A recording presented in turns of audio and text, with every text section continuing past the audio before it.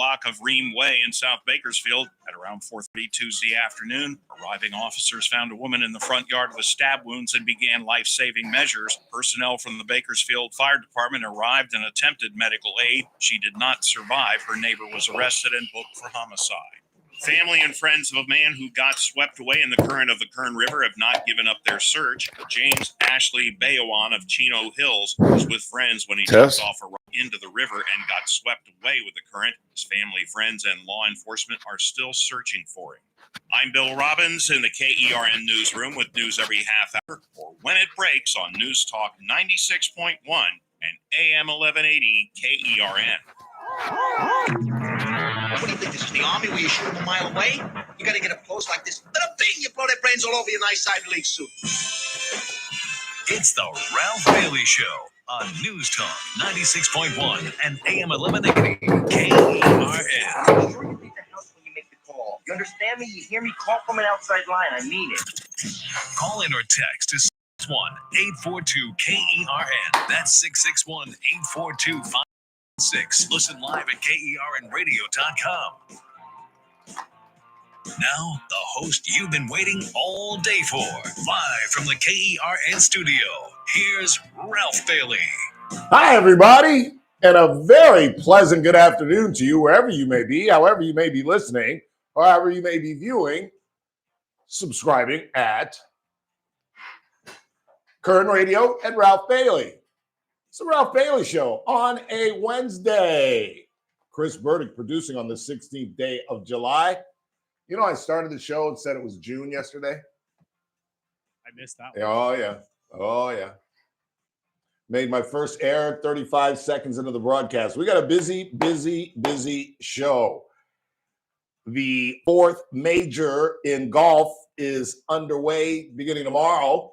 Our good friend Nick Ragone will tell us all about Royal Portrush, the British or the Northern Ireland golf course. It's Wednesday, so Howard Marcus will join us at 4 o'clock.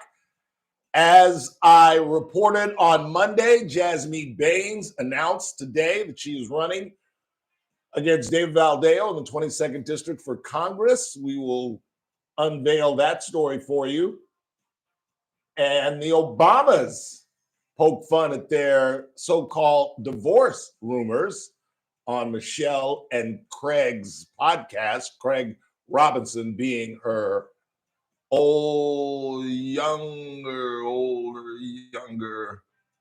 younger brother?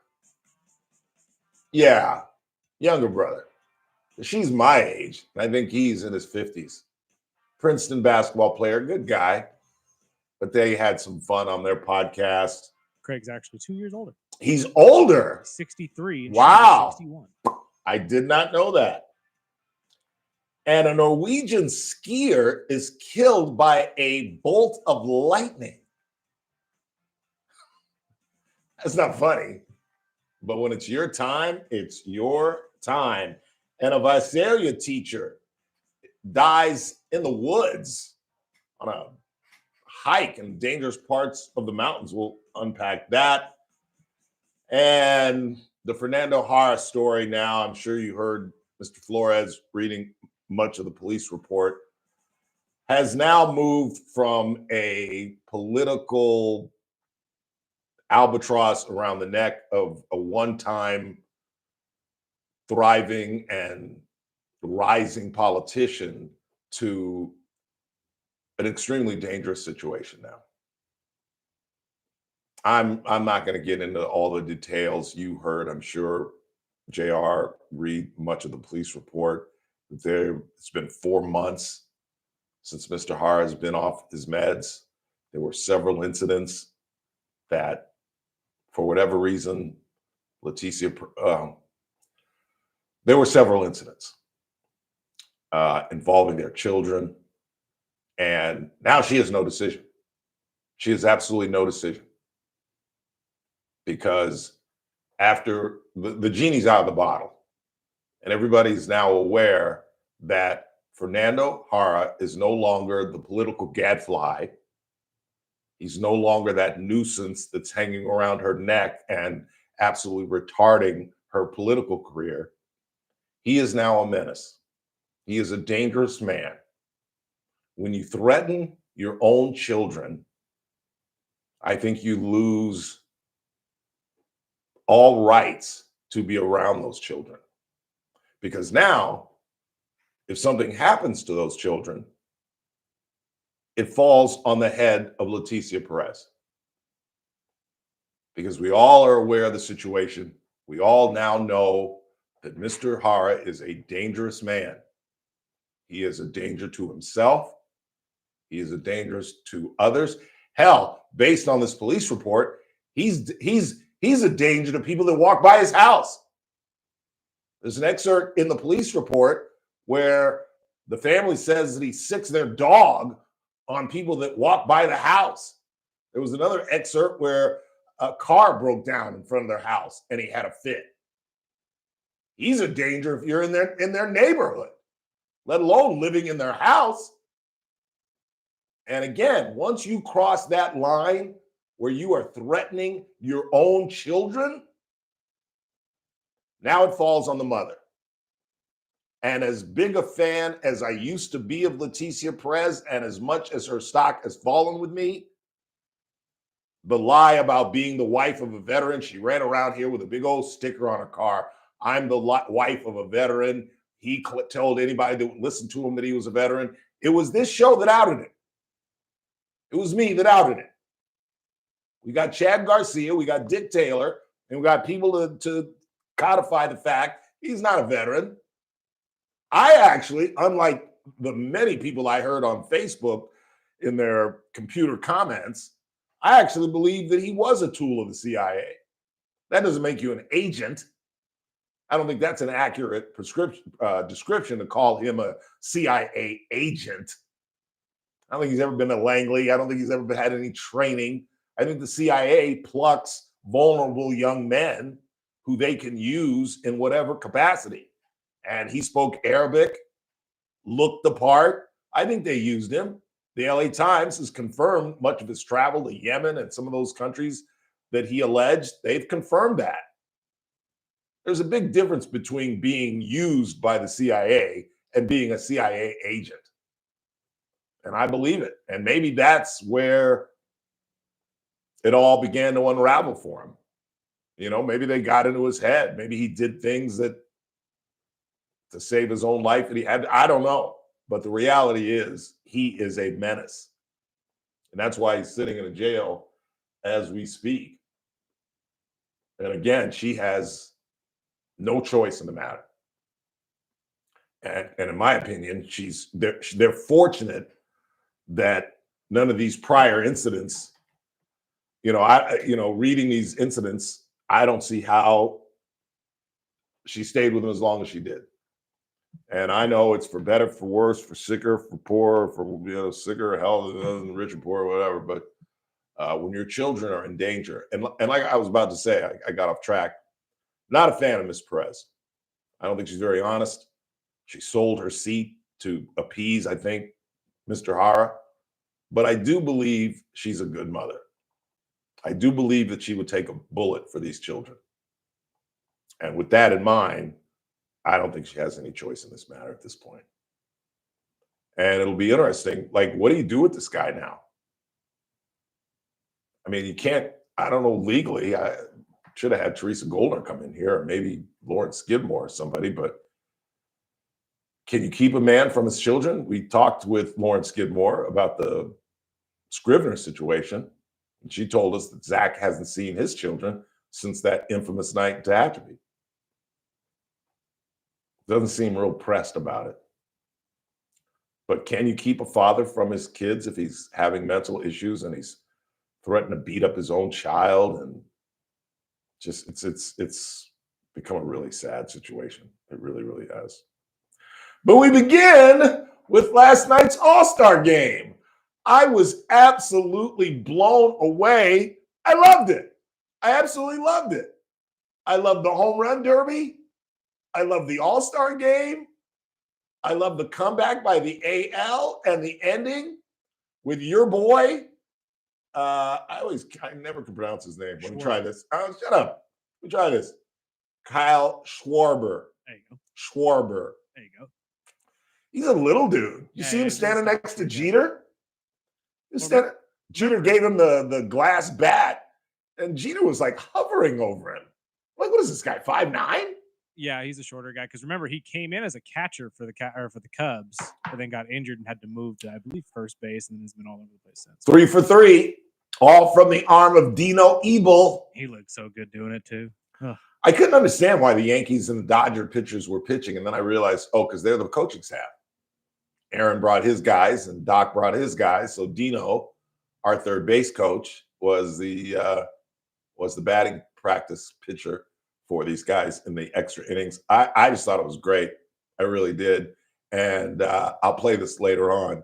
But let's this was the highlight to me, because I had dinner last night with Romeo Agbalag and Matt Riley and Josh Luke, who used to be a big player out in the North County and has moved back to Orange County. And so we didn't hear the audio. I didn't hear this until this morning. We watched it, but there was no audio.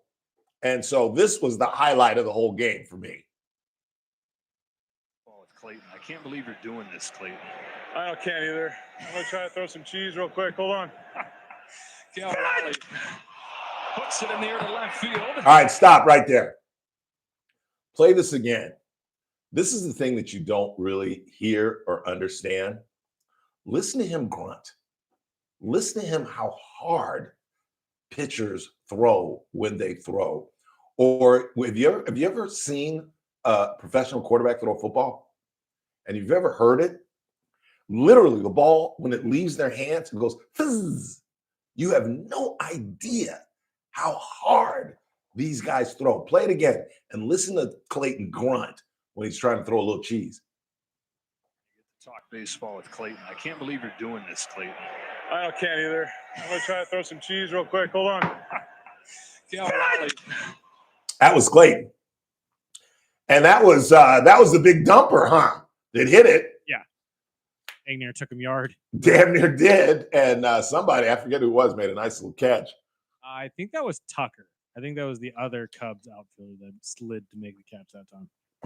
Let's go ahead and take a first break, and we come back. We'll play the rest of that for you. They had a going conversation with him. He only faced 2 batters, but it was cool. I liked the way Doc took him out. Doc gave him the ball. You'll hear that. All the players, the infielders, Lindor and Mattel and Freddie all came to the mound, wished him well. Yeah, I think this is the last season. You got to go out on top. You get your 3,000 strikeout. You get a special invitation to the All-Star game. You strike out 2 guys in the All-Star game and hopefully go out back-to-back world champions. Not looking that great right now, but who knows? Who knows? We start with trying to get some payback after getting swept for the very first time in Wisconsin. The Brewers come to town. And then we've got 3 games with somebody else who I can't remember. And then we go to Boston. We go to Fenway. We've got a 6-game homestand. Starts on Friday, trying to get a little payback on the Milwaukee Brewers. Just getting started on this Wednesday. It's the Ralph Bailey Show on News Talk 96.1 AM 1180 KERN, and we're streaming live at kernradio.com. News Talk 96.1. You want to do KC? Yeah.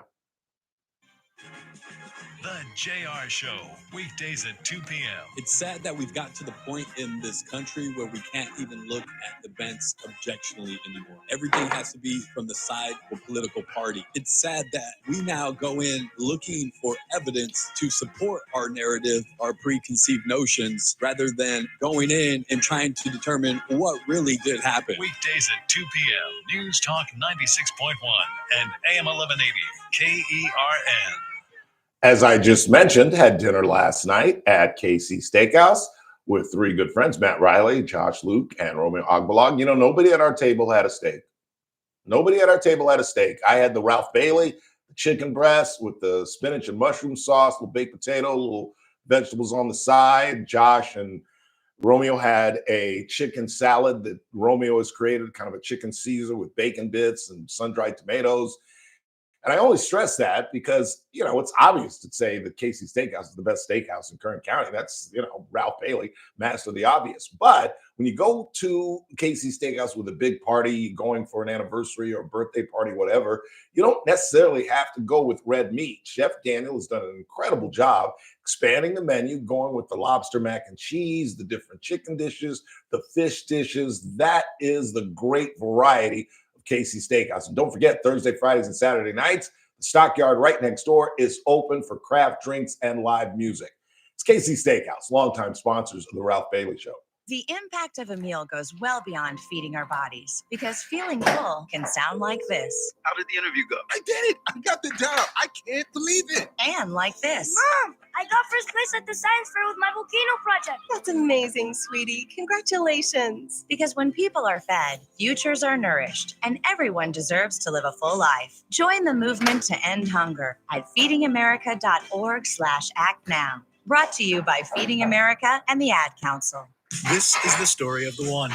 As a safety manager at a manufacturing plant, he does everything he can to keep his coworkers safe. From finding ways to reduce risks to keeping safety supplies in stock. And for that, he relies on Grainger. Grainger offers a broad range of quality products and next-day delivery, so he can always play it safe. Call 1-800-GRAINGER, click Grainger.com, or just stop by. Grainger, for the ones who get it done. This is a special notice to U.S. taxpayers owing $10,000 or more to the IRS. Tax Relief Advocates is urgently notifying taxpayers that tax relief initiatives are now available that may significantly reduce or eliminate what you owe. If you're afraid of an IRS lien, levy, or wage garnishment, don't lose hope. You can now take advantage of these current relief programs to end all collections, reduce the amount you owe, and resolve your tax problem. Even if you have years of unfiled tax returns or are already in a payment plan, you may still qualify for significant relief. Struggling taxpayers can now get relief they need during these hard economic times. A hotline has been established by Tax Relief Advocates for you to call and see what you qualify for. They are A+ rated with the BBB and have over 1,000 5-star reviews. Don't wait. Call 800-575-7147. 800-575-7147. That's 800-575-7147. Is that a day-to-day date? TRA.com. Chris, where are you going? The Clay Travis and Buck Sexton Where are you Show, going? live 9 to noon. Now back to the Ralph Bailey Show on News Talk 96.1 and AM 1180 KERN. So he's leaving a life. He's come to know. Ooh. He said he's going back to find. Going back to find, what's left of his world. The world he left behind. Not so long ago. He's leaving on that midnight train to Atlanta. Truist Field. I loved every part of it. I had my back to the television, so I was doing this all night. But did you see the hold that dedication? on Current Radio or one of those two? Huh? Did you see the dedication To Hank Aaron? Yes, I thought it was outstanding. I thought they should have had Dusty Baker there. I think Al Downing is still alive. That would have been fun if they had Al Downing there. I thought it would have been interesting. If I'm a marketing guy, I would have had those two doctors that were college kids that ran on the field that escorted Hank from around second base, that I thought at 12 years old were terrorists trying to kill Hank Aaron, because if you are not old, you don't know that Hank had a horrible time with the pursuit of Babe Ruth's record. He was getting death threats and he wanted to end it in Atlanta. He didn't want to play in Cincinnati. Bowie Kuhn made him play in Cincinnati. It's a famous opening day where Jackie Robinson was still alive, not for long. He would die soon after, but it's one of Jackie's famous speeches where he was just a pain in the ass to Major League Baseball, where they were saluting Hank and his accomplishment, because it was opening day and he was at 713 and he had 714 in Cincinnati and then hit 715 in Atlanta. And it was supposed to be a celebration day. And Jackie used to say, and I used to do it, Jackie Robinson, because he has a very high-pitched voice. I got to hear him to do it again. But he basically said, you know, it was a great day. We're celebrating Hank, but it'll be an even greater day when I see a black man in the third base coaching box, because back in the 70s, the manager used to be the third base coach. And at that point, Frank Robinson had not been hired as the first African-American. Can you imagine when I was 12 years old, there had never been a manager, a black manager in baseball in my lifetime? That just blows me away. So let's get to the mystery. Why are you all dressed up? Where are you going? I don't know what you're talking about. What are you talking about? Talking about. I have never, ever seen you in a button-down shirt. That's not true. That is God's honest. Now, does it happen often? No, but that is. And not your true. hair is combed, and Hair's not combed. you don't have a little day after the show? That's for nobody to know. Oh, come on. Oh, no. We're open books on the Ralph Bailey Show. That's one of the rules of being part of the Ralph Bailey Show. You got to be an open book. Where are you taking her? Where are you taking her? Don't worry about it. Don't worry about what I'm doing. I'm not going to shoot myself. I swear to God. See, if I had done that, people would have thought I was doing it on purpose. But I damn near did a spit take with my coffee. That would have been funny. But I would have had to clean it up. And I'm wearing my Vin shirt today. Hey, you can't mess with the Vin shirt. No, I can't mess with the Vin shirt. But all right, you don't want to tell us. Is this a budding situation, a thriving situation, or where are we with this situation? Budding. That's why I'm not talking about it. Is this the L? Unlike some people, I can shut down. Okay. All right. You can't even tell us where you're going? Casey Steakhouse, where you ought to go. The L'Ambiance. What is it? Thursday, Wednesday? Liz is working. Liz is working. By the way, next time you guys are in Casey Steakhouse, mention that I mentioned Liz on the broadcast. I had been in a while, and I saw Liz last night, and I promised that. In fact, she's supposedly coming on the show next week.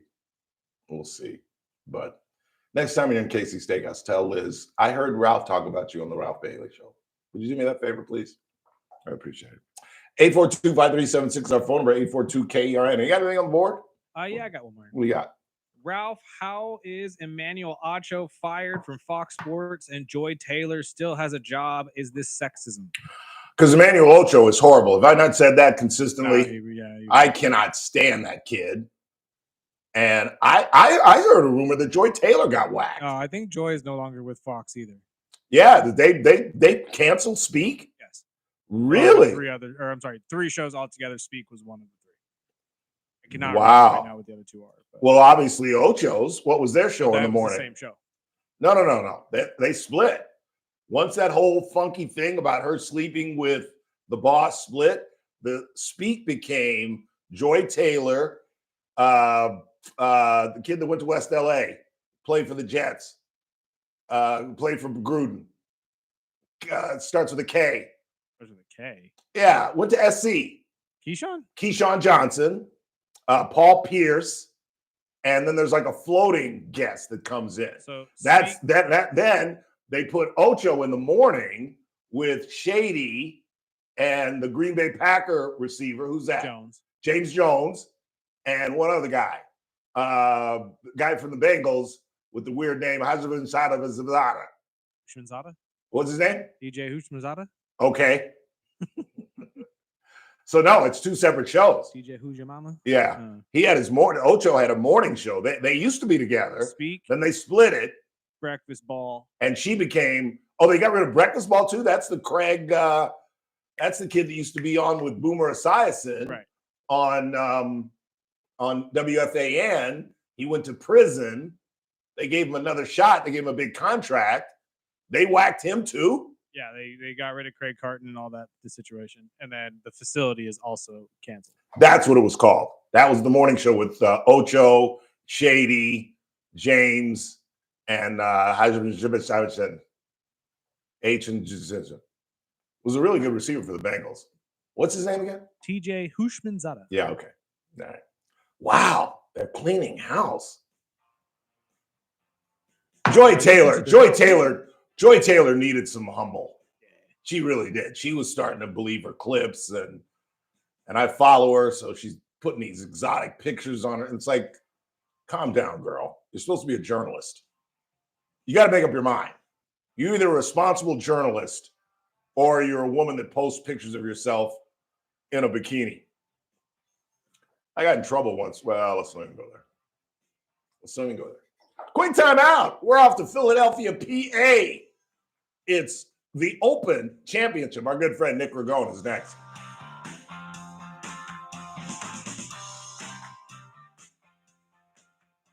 News Talk 96.1 and AM 1180 KERN. With SRN News, I'm Keith Peters in Washington. A key governing partner of Israeli Prime Minister Benjamin Netanyahu says it is quitting the government, leaving him with a minority in parliament. The Shah's ultra-Orthodox party said Wednesday it was leaving over disagreements surrounding a proposed law meant to grant wide military draft exemptions to its constituents. A second ultra-Orthodox party quit earlier this week over the same issue. A group of immigrants and legal advocates have filed a class action lawsuit that seeks to stop immigration and customs enforcement officers from arresting migrants who appear at immigration courts for previously scheduled hearings and placing them on a fast track to deportation. On Wall Street, the Dow up by 231 points. The Nasdaq rose 52. More details at sonnews.com. News Talk 96.1 and AM 1180 KERN. From the KERN Newsroom, your live and local news update on News Talk 96.1 and AM 1180 KERN.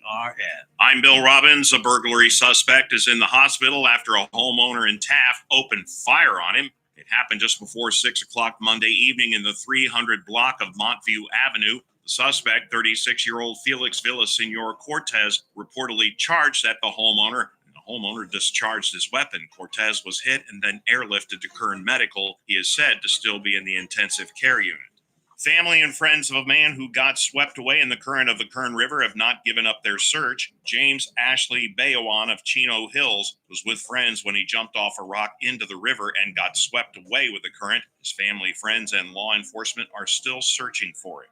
I'm Bill Robbins in the KERN newsroom with news every half hour or when it breaks on News Talk 96.1 and AM 1180 KERN. It's that man again, Ralph Bailey for Sangera Subaru. Good news, the 2025 Subaru Solterra finally here. And the 2025 Subaru Solterra is an IIHS Top Safety Pick Plus. And right now, you can lease a brand new 2025 Solterra Premium SST for just $299 a month for 36 months and zero due at signing. That's right, nothing but your John Hancock on a brand new EV. Subaru Solterra comes standard with symmetrical all-wheel drive. So go test drive the new Solterra at Sangera Subaru. And of course, just ask my good friends Damon Culbertson and Hassan Levy about all the great Subaru vehicles for 2025. Sangera Subaru, located at 5500 Gasoline Alley Drive in Bakersfield Auto Mall, or 24/7 at sangerasubaru.com. Sangera Subaru, paving the way for a better community. Through July 25, lease a 2025 Solterra Premium SST for $299 a month on a 36-month lease. Zero due at lease signing plus tax and license. Zero security deposit. 7,500 mile year limit. 15 cent per mile overage. MSRP $41,656. VIN number SA-095326. Model code SED-11. It's the JR Show. The headline's not 10 kids found working at marijuana farm. The headline's not 10 children rescued from marijuana farm. The headline's not 10 kids with illegal immigration status rescued from marijuana farm. The headline's not investigation into child labor laws at marijuana farm. No, the headline is ICE raids farms, families devastated. Okay, keep telling that narrative. The JR Show, weekdays at 2 p.m. You're listening to The Ralph Bailey Show. Catch me weekday morning 6 to 9 a.m. on First Look with Scott Cox, News Talk 96.1 and AM 1180 KERN.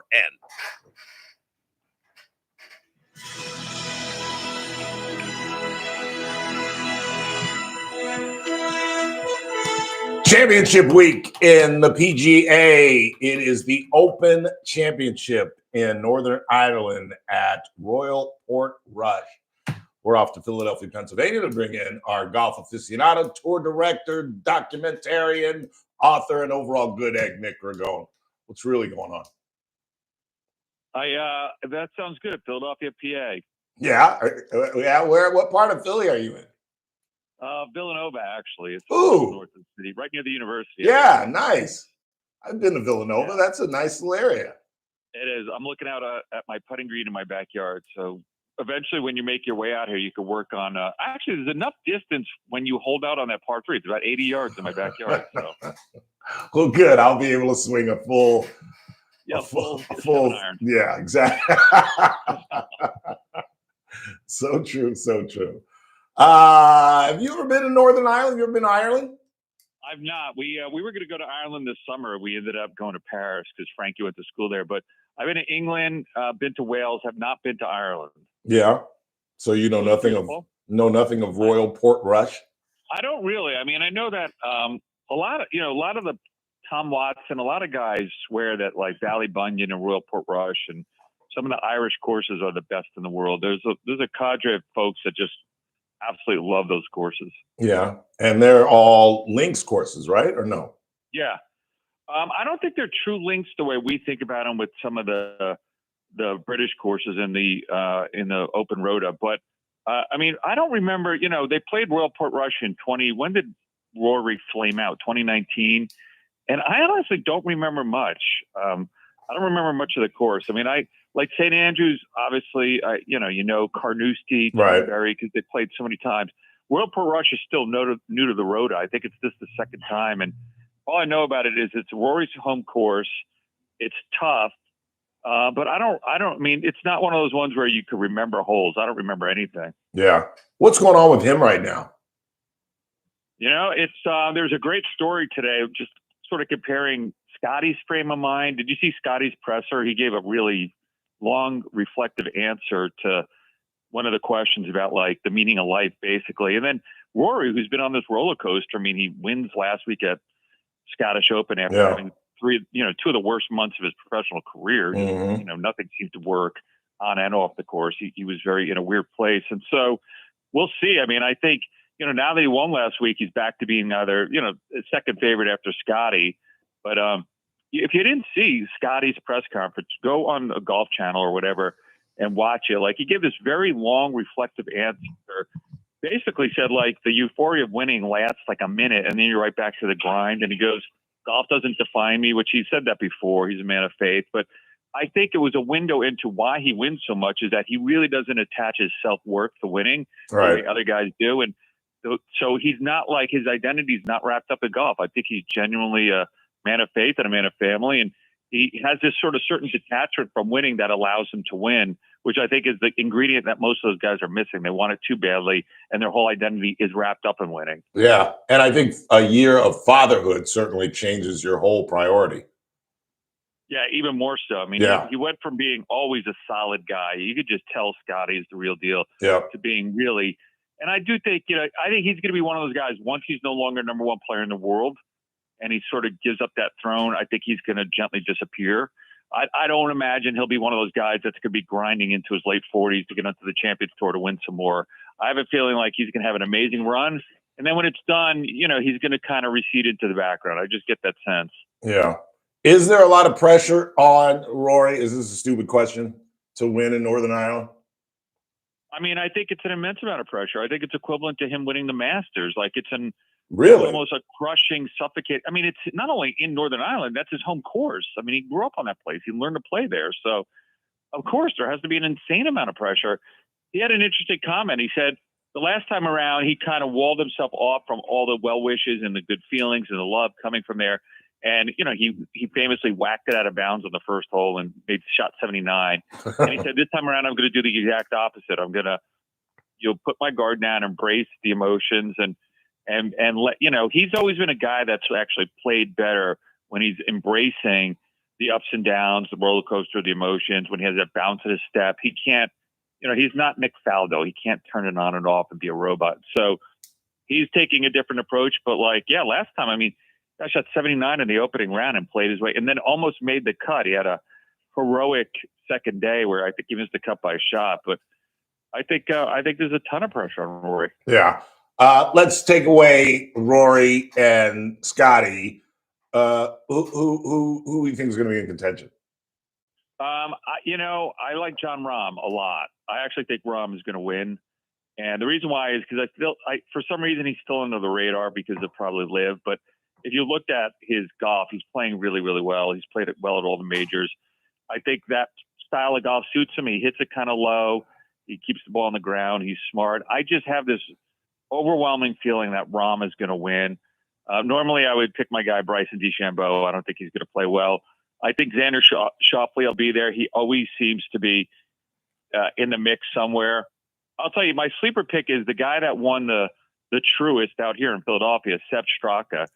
I think is going to play really well. He's been playing well, but he's like a ball striker phenomena. And I think, again, another guy hits it low, keeps it on the ground, doesn't hit it crooked.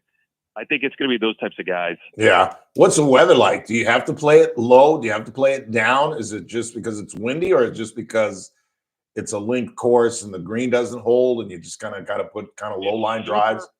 Yeah, it's super firm, which again, you want to keep it on the ground and take advantage of that. I also think, it's windy. You get those wind gusts. I don't think it'll be rainy, but it'll be cool and windy and really rock hard. And I think it reminds me a little bit of when Tiger won, I think at Birkdale, when he didn't hit a driver the whole week and he just kind of hit stingers the whole week. Yeah. It won't be quite like that, but I think there'll be a lot of that ground game stuff. And I think the guys that kind of hit it a little bit lower, they flight it well, and they could get the ball moving on the ground are going to do better. It doesn't mean they'll win, but I think they'll do better. Yeah. And what is the state of the PGA now? Your boy Jay, is he completely out of the picture? Jay Monahan, is he completely out of the picture? He's not completely out. I think there's a transition period where he's staying on through the end of the year, and the new CEO is kind of getting up to speed. I think the tour is in a bit of a transition. It doesn't know what it's going to do with PIF and Liv. I think that's in a really weird state of flux. It's been over 2 years now, and there's really no movement. You don't hear any rumors on it. Liv seems to be gearing up for the long term. Liv's big thing is they got to re-sign DeChambeau. His contract's up, and he's really the biggest star. I mean, they've made inroads. Like, they got a TV contract. Their tournaments seem to have more fans at it. They're putting in a request to get a world golf ranking points again, which they may go to 4 days in order to get that. You've heard Phil has been mentioning that. But I think if I had to predict and handicap it, I'd say that there's no deal that's going to get done, and they're just going to coexist. Really? I think Liv is not going to go away. I don't think it's going away. I think their product's good enough. It's not great, but it's good enough where the Saudis see a reason to keep funding it, and it's getting incrementally better and more popular. And I'll tell you what Liv has done really well is they've adopted YouTube, like the creators like Grant Horvath and all these other guys. Phil is really big on YouTube. DeChambeau is huge on YouTube. Rahm is getting into it. And so they've kind of embraced this new culture of YouTube golf, and the tour is late to that game and a little clumsy at it. And so I think Liv has had enough of a foothold where I just don't see that they're gonna fold up the tent and go away. Yeah, I don't think so either, especially the fact that the Saudis have endless checkbook. Right. But there was hope that the product would be so terrible eventually it would evaporate. It's right. I'm not saying it's great, but I'm watching more of it now that it's on Fox, and on Sundays you always know who's in the leaderboard because it's all big names. I mean, and like I said, those guys are adopting or using social media and YouTube a little bit better, and I think it's just good enough. And I think the new leadership in the tour it isn't a part of that old deal, and I don't think they feel like they're beholden to it. And all the guys that helped make that deal on the tour policy board and the tour board are gone, like Jimmy Dunn and all the business guys. They've left because they got frustrated. So if I had a handicap, I'd say there's no deal. Yeah. Talking with Nick Ragone, as we do each and every time there is a major championship in the world of golf. What's going on with Brooks Koepka? How is he not in contention as normal? Is he?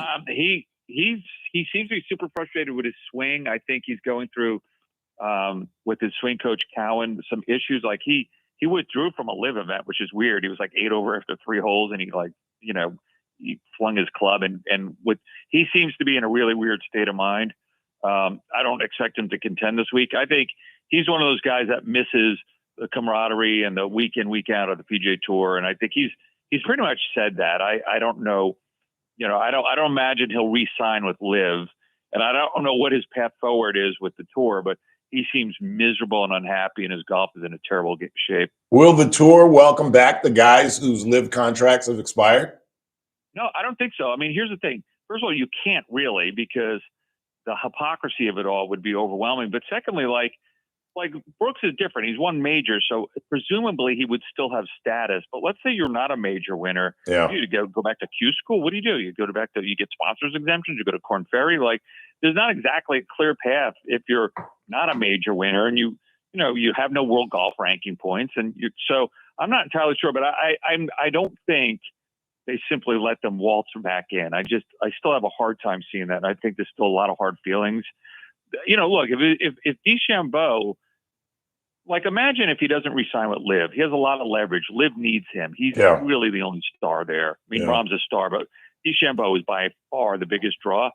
Let's say he can't come to terms with LIV.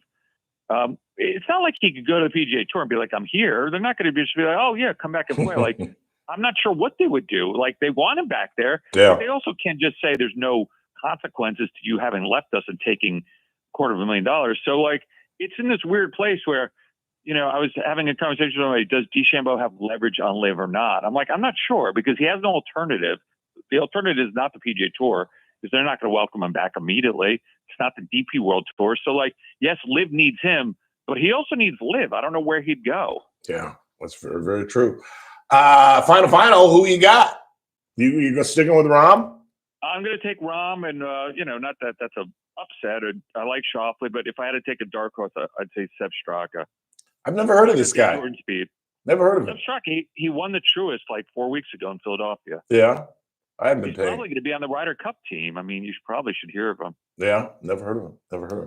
I'll leave you with I like Tommy Fleetwood. I mean, it was heartbreaking how he lost. At Travelers, but man, somebody deserved to win. No kidding. And did you see the women's major this past weekend? How that thing ended? With the eagle, and then in the third extra hole, she eagled it again. And then she put it in the water and still made birdie. Hold out. She dropped and hold out after putting it in the water and hold out for birdie. Kept the playoff going, and then birdied 18 the par 5 again to come back and win. I watched. I think he eagled it. Yeah. She eagled it. Yeah, it was incredible. 18. That was pretty exciting. The sad part is, like, it was amazing golf, and probably nobody saw it. I know. I had to watch it on like Monday after I heard about what happened. I watched it on the Golf Channel. I'll leave you with this. What did you think of the All-Star game last night and the Home Run Derby? So I will confess that my brother texted me, and I'm like, "When is it?" He's like, "It's on right now." I didn't see any of it. So oh, dude, it was outstanding. It was the Home Run Derby or the game? The Home Run Derby was outstanding. The Big Dumper won. The switch hitting catcher who won the Home Run Derby for the first time, and I've never even heard of that. A switch hitting catcher, and he's on a. I believe Yogi Berra was switch hitting. No. I'm making it up. Just Mantle was the only switch hitter on that ball club. But and he's on a Roger Maris, Aaron Judge, Barry Bonds pace. Yeah, he's got 38 home runs at the break. All right, look, that's great. I'm not saying that it's not great, but like, I want to see the All-Star game circa 1977. Like, I have no interest in currently seeing it, but like, I was looking at some old pictures of like the rosters from the mid 70s when they had their own uniforms. And, you see Joe Morgan next to Bill Russell and Dave Parker. And I'm like, I want to go back and see that. Well, I think Rose plowed Fosse in an All-Star game. Yes, he did, and ruined his career. It ended his career. Yeah, ruined his career. They were very good friends. Yeah. And if you watch that closely, everybody for years said Pete was a dirty player in this thing. You can see Pete's about to slide, and he realizes it's too late. He can't, and he just runs through him. And it wasn't a dirty play. He was not a dirty player. No. He was aggressive. But No. he wasn't he wasn't Ty Cobb. But like, No.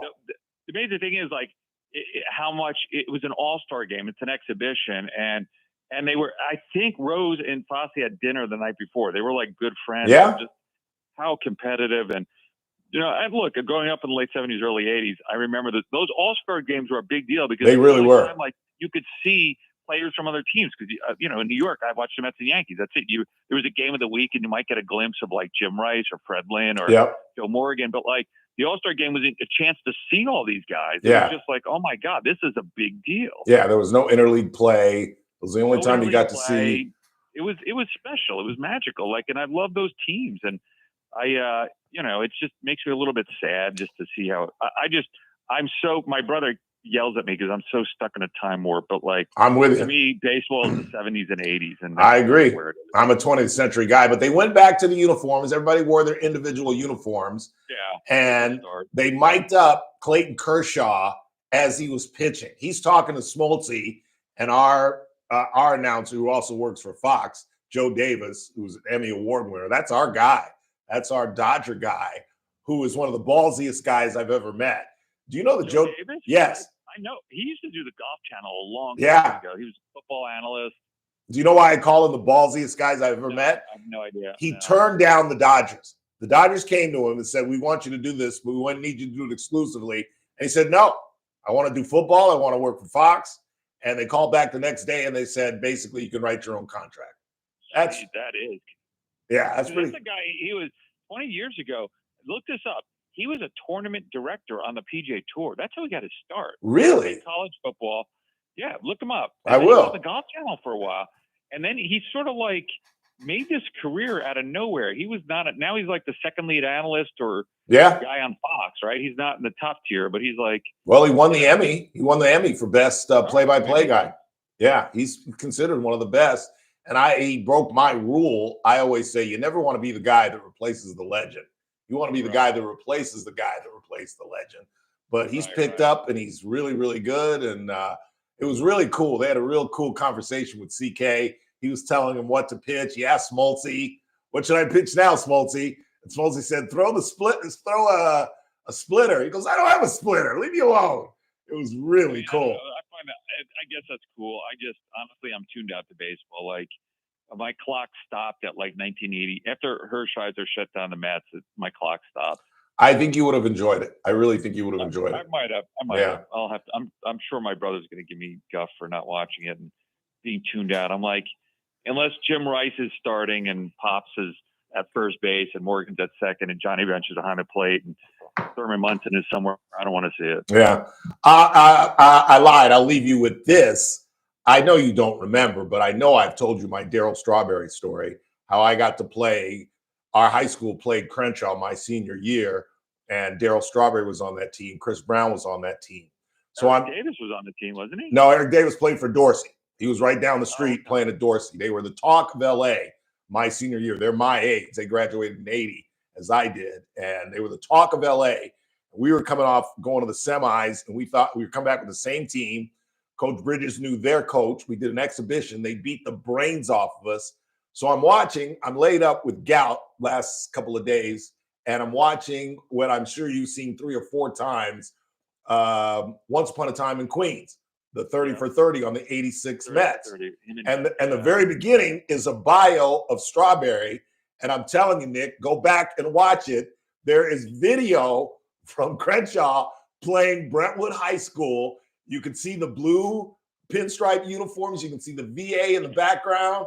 I don't know whether a network was covering it. I don't remember seeing cameras there, but I'm telling you, that's the game that I've been alluding to for 40 years. And it's in that 30 for 30. Well, I'm sure it was him being scouted. I mean, he was the biggest thing coming out of Yeah. baseball. He was the, not the next Willie Mays, but who was he calling him? Like, the Black Ted Williams. Yeah, he was. He had the sweetest swing in the world. And all I remember was thinking, this kid will never make it. He was skinny. He looked like he was undernourished. He was like 6'5", and I bet he weighed like $160. He just looked weird. No, he was skinny when he came up, and he had that big looping swing. And I can only think of what him and Doc. It's so sad. Yeah, it how is. good they would have been if they didn't get hooked up in drugs. I mean, Dwight's 85, 24-4, 1.53. Yeah. It's not Gibson in 68. Gibson in 68 is still maybe the best year of all time. last pitcher to have 300 strikeouts, 25 complete games, and 300 innings. Yeah. In the last 40 years, no pitcher has done any one of those three. He did it in all three in 1 year. And he was like 23 years old. I mean, Yeah. think about that. Like, Yeah. no pitcher in 40 years has thrown 300 innings, had 300 strikeouts, or had or 25 complete games. And He did it all in one season. Yeah, and nobody will ever do that. Yeah, nobody's ever. I mean, think about if you want a stat that a record nobody's going to touch. Nolan Ryan's career strikeouts will never 5,800. Nobody's going to come within a mile of that. No. But his single season, I think it was 383 with the Angels in 74, 383 strikeouts. He had to get 17 in the last game to break the record, and he was pitching on like 3 days rest. But the guy had 383 strikeouts. I don't think anybody comes close. I mean, nobody gets 200. I don't know, 220, 230. Yeah. I mean, you're never going to ever. DiMaggio's record will fall before that. 56 in a row? Yeah, that will fall because nobody is throwing more than 200 innings. I No. mean, back in the day, you had guys regularly throw 300 innings in a season. Yeah. 200 now. I don't think anybody did 200 last year. I bet there aren't 10 complete games in the entire league this year. In the whole league. In the whole league. Gibson had 25. Yeah. 25 and 68. I mean, the whole major leagues probably won't have that this year. No, it's crazy. I mean, it's amazing the durability. Like, and the thing about Ryan is, in 74 he had a game famously against Ferguson Jenkinson where it was 13 innings. He throws a complete game. Ryan does. So does Fergie. He wins. Ryan wins 4-3. 235 pitches, 17 strikeouts. Okay, one game. He comes back 3 days later, not 3 days less, 3 days later, and throws 6 shutout innings. It's crazy. And then goes on to pitch for the next 19 years. He retires in 93. Can you imagine that? No. Our sheriff, Donnie Youngblood, believes that he is the greatest of all time. I think it's Sandy. I had that argument with my brother all the time. I know you can't really say that, but I say that. Like 7 Cy Youngs, yes, he threw a lot of, he walked a lot of guys. He never won he had 7 no-hitters, no Cy Young. Yeah, right. But like, if I have my all-time rotation, I'm still putting him as my number 5 starter. Gibson, Koufax are probably in there somewhere. Yeah. I think Maddox would be in there, maybe Tom Seaver. But like, I still think of Ryan as the most dominant pitcher of all time. And it gets a lot of arguments, but just look at his career numbers. They're just insane. Not only did he have 7 no-hitters, by the way, he had something like 18. He had, I think, 18 one-hitters, 12 one-hitters. Yeah. Like 18 two-hitters. Yeah. He took more no-hitters into the 7th inning than anybody in history, 24 into the 7th inning. I mean, it's just crazy how hard that guy was to hit. Yeah. And he was a pretty good fighter. Beat the crap out of Robin Ventura. And finished that game. He retired like the last 13 guys in a row after beating him to a pulp. Isn't that crazy? He didn't get thrown out for that? No. That was baseball. Got him in a headlock, was giving him the business. Punching him, and then people forget he finished the game. I didn't realize that. Got the last 14 guys out. I mean, there never is going to be another Nolan Ryan. He's just legit. Yeah, you're right. Still alive, still doing well down in Texas way. I thought he was going to. The best thing was, Bob Gibson was the Mets pitching coach. Do you remember that? He No. was the pitching coach for the Mets. Yeah, he had one season, I think 79. He was a pitching coach. And Ray Burris, or one of the guys said, one of the pitchers for the Mets at the time, said years later, like, Gibson's pitching, his advice would be, why do you guys stink so much? Like, he couldn't teach him how to pitch. It was Bob Gibson. Yeah. He's like, drill their butt, and why do you guys stink so much? Yeah. Most superior athletes make horrible coaches. Oh, yeah. I mean, Ted Williams, too. Like, how do you hit? I don't know. I just hit. I don't know. Yeah. Would you hear what Smoltz said? That the way guys are throwing today and the pressure that they put on their arms, almost every young pitcher is going to have to go through Tommy John. Yeah. And guys, just their arms, you're not going to be able to pitch into your late 30s the way you used to be able to. They just put too much. It's probably true. I mean, they should look at Greg Maddux. The guy had 355 wins, had, I think, 15 years in a row of 15 or more wins or something like that. I mean, his numbers are staggering. And he rarely ever broke 90 on the radar go. Yeah. Like, it can be done. It can be done. It really can be. But guys, It's like the home run. Everybody wants to throw 100. Everybody wants to throw 100. Always. You know, Tommy John is synonymous with Tommy John surgery. You don't even remember how good of a pitcher that guy was. I'm good friends with Tommy John, believe it or not. I don't believe it. I am. George Culver, who threw a no-hitter in Major League Baseball, has brought him out here a couple of times, and I've been a part of it. And Tommy John and I became friends like Stankowski, and we stayed in contact. Stanko actually likes you. He thinks you're a good luck charm. Always good to talk to you. Maybe we'll talk to you later in the week. All right, Pop. All right, man. Thanks. Appreciate it. Take care. Nick Ragone. We head into the 4 o'clock hour. Time to head up the hill. Our former federal agent, Howard Marcus, joins us next.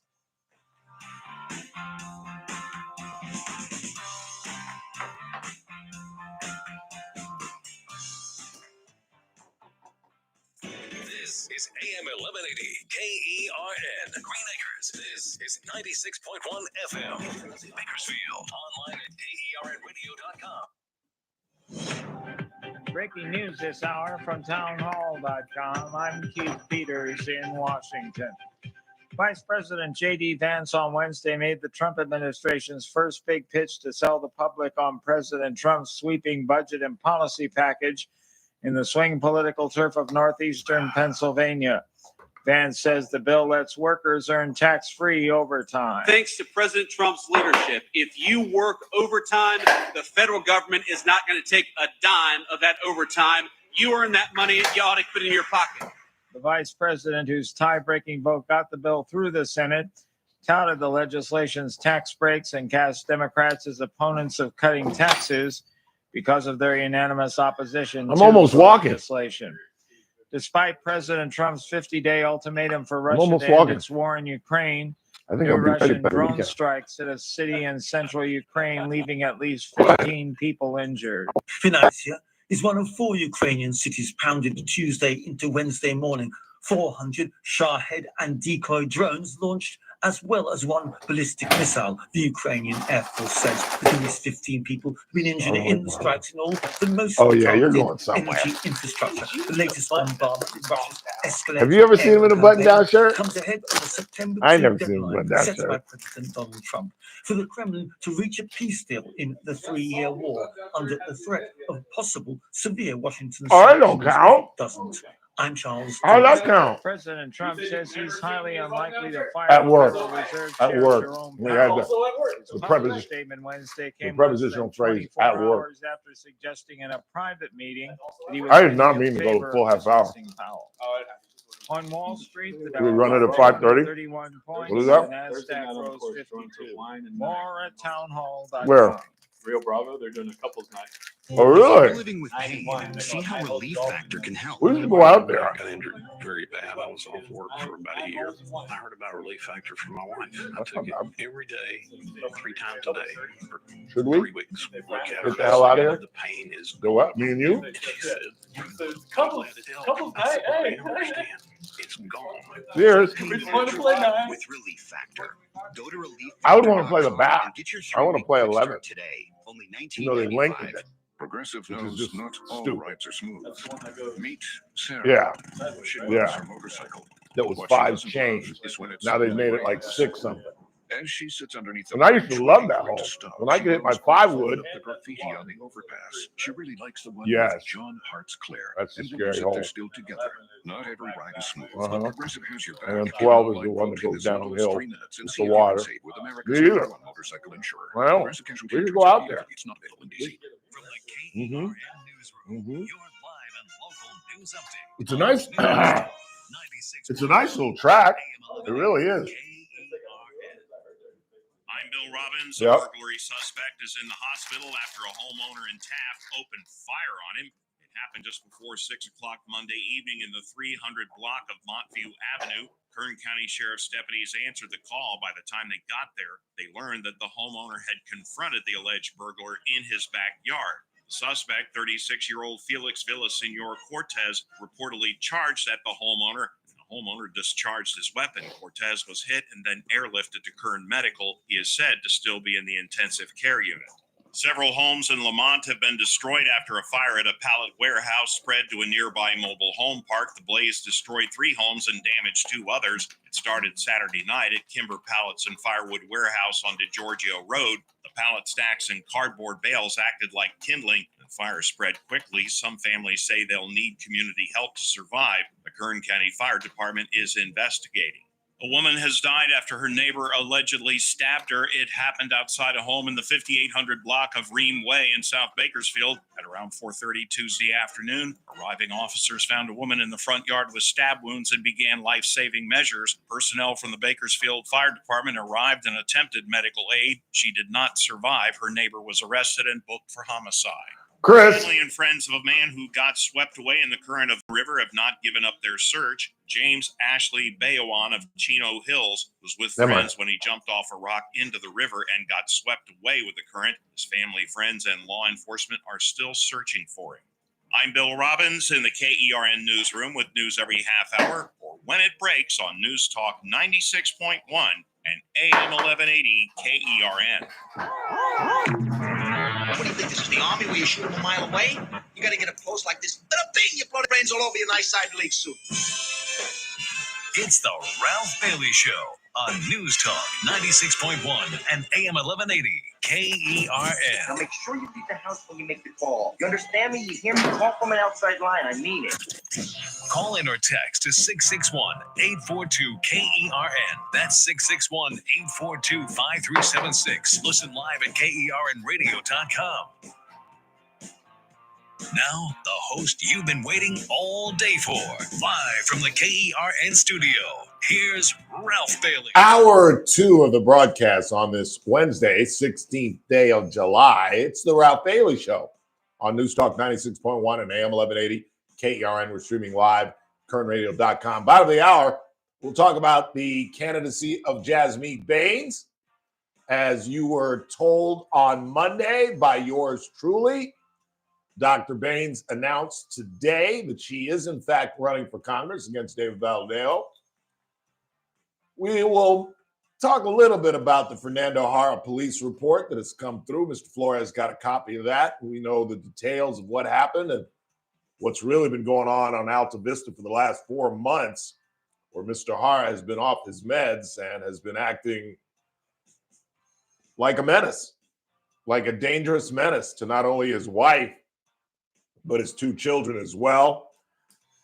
The Epstein story rages on. You'll hear from Alina Habba, the president's attorney, and the president, and the Obamas have snuffed out the ridiculous, incredible rumors that they were divorcing. Wasn't there one rumor that he was dating Jennifer Aniston? Like, really? You will hear from Barack and Michelle, will they not? We'll do that. But it's so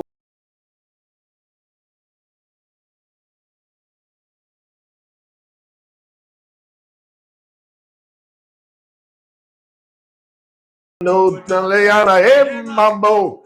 Lando Taliana, bo oh. Mambo like a crazy with it. Hey, mambo. Don't wanna ta-da-ta. Howard Marcus, what's really going on, Howard? That's about as Italian a theme song as you can get. Yeah, no kidding. No kidding. I still like it. I still get clips in my algorithm of the Dean Martin show, and it's so cool. It's just days gone by on the rap. oh God, where they played a practical joke. You know, they hated the fact, I don't know why, but they hated the fact, for the folks that don't remember the Dean Martin show, there were so many good bits that they did. The door, they had a den setting with a piano, and they had a door, and out of nowhere, somebody would knock on the door and he'd go open it, and it'd be Michael Landon dressed up like Little Joe, or it'd be Jack Klugman playing Oscar. Just Johnny Carson. It could be anybody. And the other bit was that he would jump on the piano. And for whatever reason, they didn't like that. I guess because it was an expensive piano. Oh, yeah, it was like a Steinway. Yeah. So they set up a fake piano and didn't tell Dean because Dean didn't rehearse. He showed up on Fridays when he would tape the rehearsals and watch it in his golf cart, from what I read. And so they set up a fake piano, and he jumps on it and collapses, and you can tell he had no idea. I mean, it's just it's really good stuff. The one where he's with Frank Sinatra, and the whole thing about drinks. He had the whole joke about pulling out the flask. Yeah, have it with you, kind of a thing. And apparently nobody knew he had the flask on him. And what a surprise, actually. But yeah, no kidding. Yeah, good times gone by. Oh, it's so good, and just their wit. He was sitting there. There's one where he's sitting with Frank, and he says, "They gave me water. I haven't had water since I was 17. You ever see what this stuff does to your shoes? It curls it right up." It's just, I don't know. I just love it.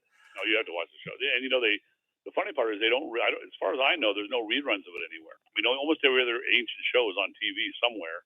I have not seen them. It might be on YouTube, maybe. I would love to watch it. I really would. It was a great show, and he had great guests. Great guests. Yeah, well, with his star power, he could pull anybody. Anybody. Who was going to say no to Dean Martin back then? It was almost an honor, I'm sure, to be on his show. Yeah, absolutely. What does Leticia? Did you listen to JR's show and hear about the police report? My God, what a train wreck! What does she do now? Well, it depends. She stood by this. Well, I got to be careful what I say. Lunatic. She stood by this lunatic all this time to the detriment of her career. Yep. He is the father of her children. Yeah. And mental illness is mental illness. It is an illness. And unfortunately, when they go off the meds like this, I have a half sister that has been a mentally challenged person her entire life, manic depressive, that kind of stuff. Mm-hmm. And, it depends how you want to deal with it. She's really in a tough position. If she genuinely loves this guy, God knows why. If she genuinely loves the guy and he's the father of her children, she's in a real difficult position. Yeah. And what do you do anyways? Because let's say that, these charges, he gets diverted into a medical program or some kind of supervised probation or God knows what. Where does he go from there? You can't make him homeless. I mean, he's obviously living either on some kind of small payments of something. I'm sure she's supporting him.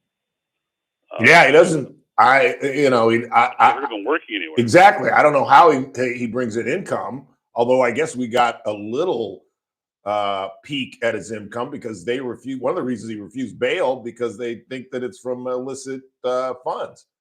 Well, whether it's drugs or he's coming in, then she's really cooked because it's hard to say, "Hey, I didn't know what was going on," when it's your immediate partner. I know. I don't understand why no one has examined that. Why none of the journalists, none of the newspaper, none of the TV people have delved into that and asked questions of the DA. Why was that put on there? How does that impact Leticia? Did she? Where are these illicit funds coming from? And was she aware of it? Well, after the last marijuana deal with the $25,000, I think it was $25,000. You think that'd be radioactive for her. You let him do anything whatsoever involving that. Yeah. But he seems to be a real controlling guy. I don't know if she had any input on him anyways. Yeah. The impression we got, you've seen those a few times in public where he basically was kind of telling her what to do, sort of. Yeah. So to speak.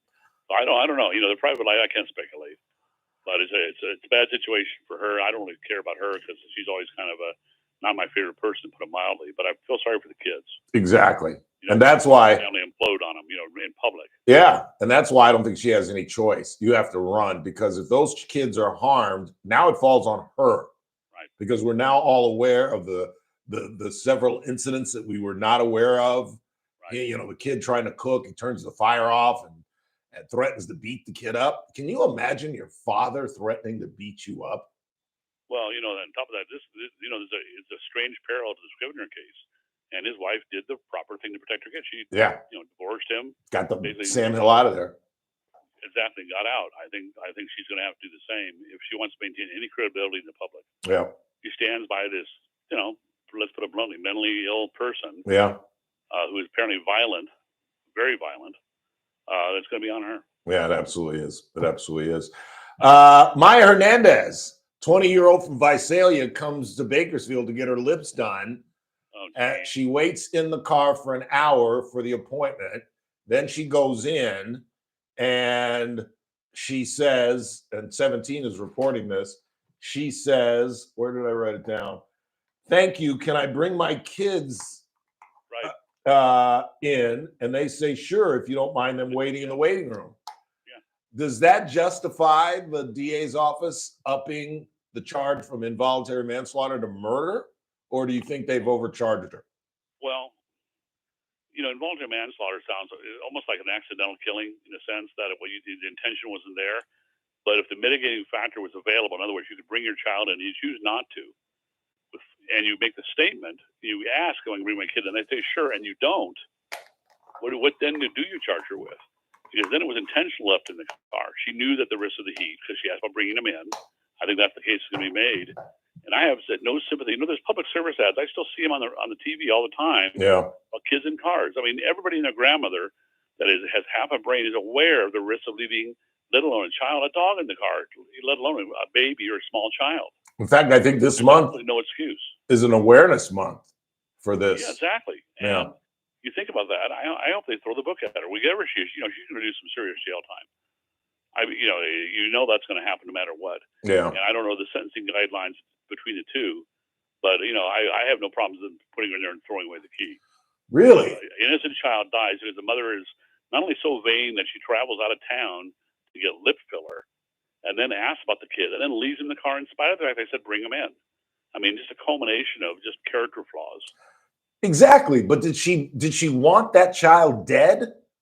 She didn't want that child dead. That's involuntary manslaughter. That's stupidity. I think they've overcharged her. She might escape this charge if they try to go for murder one. And I bet she charged with murder one. I bet she pleads out and takes a lesser sentence involving prison time. that's what. If I were her attorney, any brains at all, that's what they do. Well, we'll talk about this with Teresa Goldner on Tuesday. But if I were her attorney, I would take a shot at beating this because I don't think it's murder. I don't think she tried to kill her children. She was stupid. She was irresponsible. She was negligent. That's involuntary manslaughter. She didn't wake up that day and say, you know what, I'm going to kill my kids.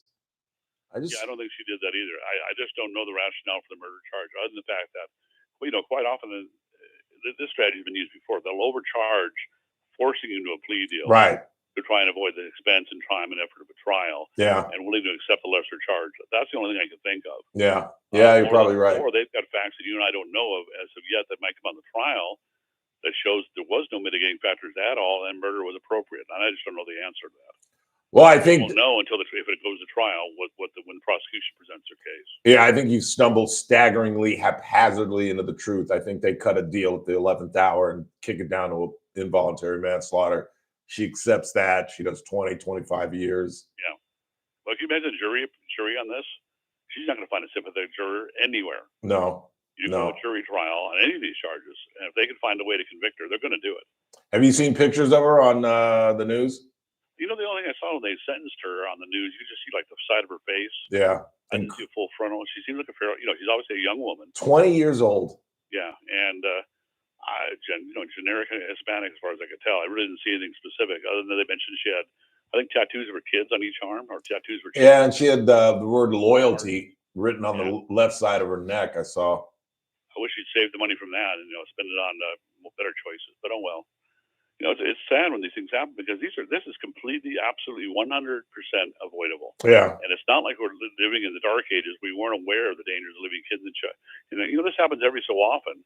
And I'm always stunned when it does because it's not like it's, some kind of mystery. Why do we make it mandatory for people under the age of 21 who have children to go through some sort of parental tutelage? Well, you remember when they used to do this? We used to have home ec. Right. I remember the girls would be taught about a decent amount of stuff, including these kind of things. I don't know. I know they don't know most of this anymore. They give them like a fake baby. Right. They have to learn to, carry it and all that stuff, or they give them an egg. I remember that. We had to do that. Yeah, we did that in high school. You would give you an egg, and you would have to paint on it, and you would have to take care of the egg for 3 days. Yeah, if you broke that egg, you're in trouble. Yep. Yeah, exactly. You flunked. So, they... God, I forgot about that. We've got so many other things that are socially aware, woke programs. There's only so much time in the day. And that's been talked about a long time ago. They should teach kids the real basics. Here's how to change oil in your car. Here's how to write a check. Here's how to balance a checkbook. Exactly. Thank you. Basic stuff, living skills that apparently parents aren't passing on. Nope, they really aren't. So, because so many kids are growing up without dads. I'm pretty sure they don't even have home ec anymore. Yeah, and mom is just trying to, keep the peace and work and put food on the table. And that's why, to the importance of a two-parent home. Talking with Howard Marcus as we do each and every Wednesday. Is this Epstein story ever going to go away, Howard? Well, I've been, obviously like everybody else following it. The thing is, to me, it's an issue that they've had 4 years, the Biden administration, which is, to prosecute this, it was really a smoking gun, and obviously chose not to for a variety of reasons we don't know. I believe in the fact that there is something there that is making him hesitant to release the list. And I like Charlie Kirk, and when he came out and went 100% reversal, and said based on a conversation he directly had with Trump. Oh, yeah, they stated that. Trump called him. They had a conversation with these individuals, and for whatever reason, he changed his mind. Absolutely, 100%. Stuff you and I aren't hearing. I said this before. Something's there. It could be such national security issues with who was there at Epstein Island that it is so dangerous to release the information. For whatever reason, we may never know. Yep. Or we may not know till sometime down the line. Yep. And I think that's the only reason I can think of. But, with Iran and China and the illegal aliens, the riots basically in the streets and tariffs, every other major issue from a guy that died 6 years ago, the money he's got left. The victims that have bothered to come forward have been compensated. I'd like to see the list out there because I think there are people on the left that are on that list. I worry that there's people on the right that are on the list that are otherwise upstanding citizens. You think there's a list? For everybody. You think there's a list? I think there's a log. I think because there's obviously a flight log. In the sense of, because it wasn't like you could swim to the island. I think there's a flight log. I think there's substantial evidence of who was present on the island. But are you incriminated? Receipts and flight logs. But are you incriminated if you just went and visited Epstein? If you were a friend of Epstein? Nowadays, yeah, I think you are. If you're in the media, but if they try to tie Trump to it, and he was never even involved at this point in time. They kept saying, "Oh, you went to Epstein's house." No, he never did. But it depends on how much you trust the information. My personal opinion is, I think there's not a specific actual little black book or list. I just think there's sufficient documentation of who went there, and that's what they're trying to wrestle with, how to present it. Yeah, my guess, I think he was a spy, and I based that on Alex Acosta, the U.S. attorney who cooked the sweetheart deal, and then when he was being confirmed as labor secretary, said that Epstein belonged to intelligence. Didn't say whether it was Israeli CIA or our CIA. I think he was a spy. Well, in a way, I hope he was, because I hope they're using that information to leverage our adversaries in a positive way for us. Yeah. That's the only thing I can think of. Is the only reason they haven't released the list is they're still using it. In other words, they're still using that to basically blackmail people and pressuring people into doing something that hopefully is good for the U.S. Then why would they create this problem? Why would they say, we're about to play at the bottom of the hour, Alina Habba saying there's flight logs, there's this, there's that, there's that. And Pam Bondi, of course, the famous quote, "It's on my desk." Why would they create their own controversy? I think there was, and obviously with Bongino's obviously upset over all this. I think there was possibly a lapse in the importance of not releasing the list or the information. We'll just say information. The list isn't there. Yeah. Let's just say there was obviously a miscommunication on whether it was going to be released or not, or what was it being used for. And some people were in on the loop and some weren't. I think the ones that weren't, which is unfortunate, possibly Pam Bondi even, didn't realize that you cannot release this information. We are still using it for pressuring for whoever we're pressuring. Because that's the only thing that makes sense to me is they're actively using this list to apply pressure to people that they want to get something from. And my hope is that it's some kind of adversaries or people that we're using it to pressure for our benefit. Yeah. That would be the best outcome to me, actually. Yeah, I wish it would go away. Never know. We may never know. We may never know. But it's a small issue. Look at all the other stuff. Israel just bombed the 200 targets in the capital Damascus. Right. So yet another front's being opened up. Yeah. Lot bigger priority, but lot bigger priority. The MAGA crowd won't let it go. You mentioned Watergate 50 years ago. Nobody remembers Watergate unless you're in a history class. But we all remember about Nixon resigning over Watergate. Right. Yeah. It's he can make it all go away by just releasing it all. That's what they're eventually going to have to do. They're just going to have to release it all. think they may when they're done with it. Yeah. I think that's a better way of looking at it. I think when they've squeezed everything out of it they can get, because he has to at this point. Pam Bondi had made the statement. That was an unfortunate lapse for whatever reason. I think they could have sat on this for a while. I think now at some point there's enough pressure that they're going to have to do something with it. Yeah. I just hope they squeeze all the information they can get out of it first. All right. Stay cool, Howard. Always good to talk to you. We'll wrap to you next week. Already, you have a man. weekend. You too. Howard Marcus, quick time out, not a lot of time. Get to the bottom of the hour. It's the Ralph Bailey Show. I'd stick around if I you. News Talk 96.1 and AM 1180 KERN. The JR Show, weekdays at 2 p.m. It's sad that we got to the point in this country where we can't even look at events objectively. Everything has to be on the side of the political party. It's sad that we now go in looking for evidence to support our narrative, our preconceived notions, rather than going in and trying to determine what really did happen. Weekdays at 2 p.m. News Talk 96.1 and AM 1180 KERN. This is No, I was going to play it off the my deal. But you got it. $10,000 or more to the IRS. Tax relief All right, so advocates Haba are urgently and, notifying taxpayers that tax relief initiatives are now available that No, the may whole thing. significantly reduce or eliminate what you owe. If you're afraid And then of we an got IRS Trump lien, levy, or and the wage Obamas. garnishment, don't lose hope. You can now take advantage of these current relief programs to end all collections, reduce the amount you owe, and resolve your tax problem. Even if you That's have where it years of begins. unfiled tax you want returns to or start are then? already Yeah. in a payment plan, you may still I qualify then- for significant relief. Struggling taxpayers can now No, get I wanted to relief start they where need they during he these he hard walks in economic and times. says A hotline has been it was established for close. tax relief It was advocates for you close to there for a call and minute. see what you qualify And then for. she goes There into a are little A-plus rated diatribe, with and then an he goes EBD into a little and over diatribe. 1,000 Let five-star it go for like reviews. 30 Don't seconds. wait. Call 800 Wow, that's how long it 575 goes. 7147. 800 575 7147. That's 800 575 7147. How long Or is it? simply visit TRA.com. Must qualify for enrollment. Results may vary. And that's after he walks in. I mean, yeah, she asked him to walk in, they hug, then that's when homeboy makes him go, oh, you two actually like each other? And, you know, Oh, I didn't hear that part. you hear that part? Oh. Okay, let me play this part for you. Okay, good. Well, we'll just play it. We'll just play it.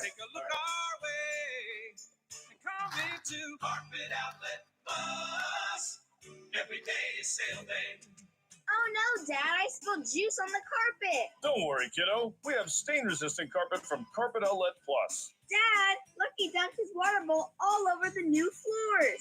Everything is fine. We have brand new waterproof floors from Carpet Outlet Plus. You can find everything you need for family-proof floor at Bakersfield's best flooring store. Now offering 1 year, no interest financing. Carpet Outlet Plus, 3.5 blocks west of 99 on Rosedale Highway. Carpet Outlet Plus. Every day is sale day. The Charlie Kirk Show, weekdays at 6 p.m. on News Talk 96.1 and AM 1180 KERN.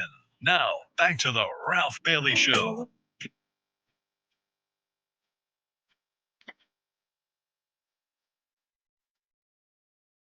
You're the ruler of the spot. Your kisses ring round and round and round my head, touching the very part of me.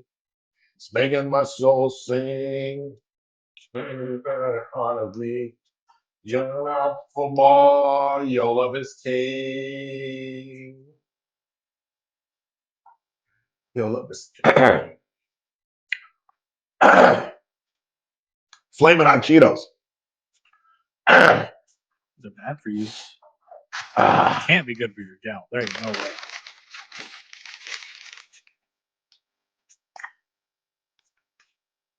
Nine 9% sodium. That's all I look for.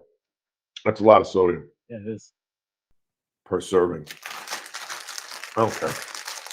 I don't care. I'm not eating. I'm almost walking, by the way. I might be ready by Sunday. But I'm on Tylenol. So I don't know. But I might be ready by Sunday. I haven't played golf in 3 weeks. Feels very, very peculiar. Let's read a text message, get to the bottom of the hour. Ralph Yogi was a switch hitter. Look it up. No, he wasn't. Hey, Siri, was Yogi Berra a switch hitter?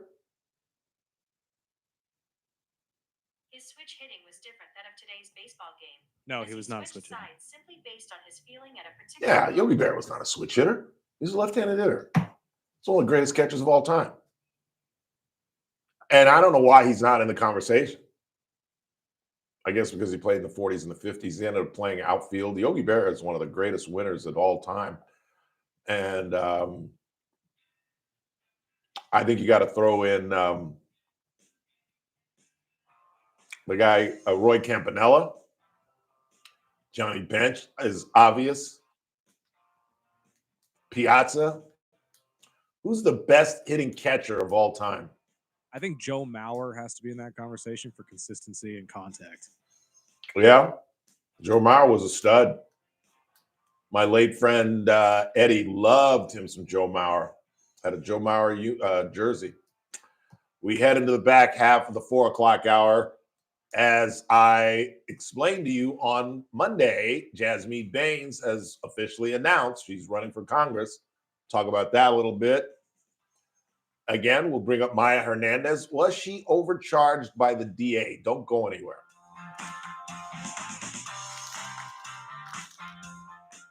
News Talk 96.1 and AM 1180 KERN. With SRN News, I'm Keith Peters in Washington. A tropical weather system near the Florida Panhandle is showing a moderate chance of becoming a tropical depression. The National Hurricane Center said Wednesday that the system could impact southeastern Louisiana, Alabama, and Mississippi. Heavy rain is expected, with New Orleans bracing for up to 10 inches in some areas through Saturday. Flooding remains a major concern regardless of storm development. Communities along a 700-mile stretch of Alaska's southern coast ordered their residents to higher ground after a powerful earthquake. Officials quickly downgraded a tsunami warning in the area. There were no immediate reports of damage.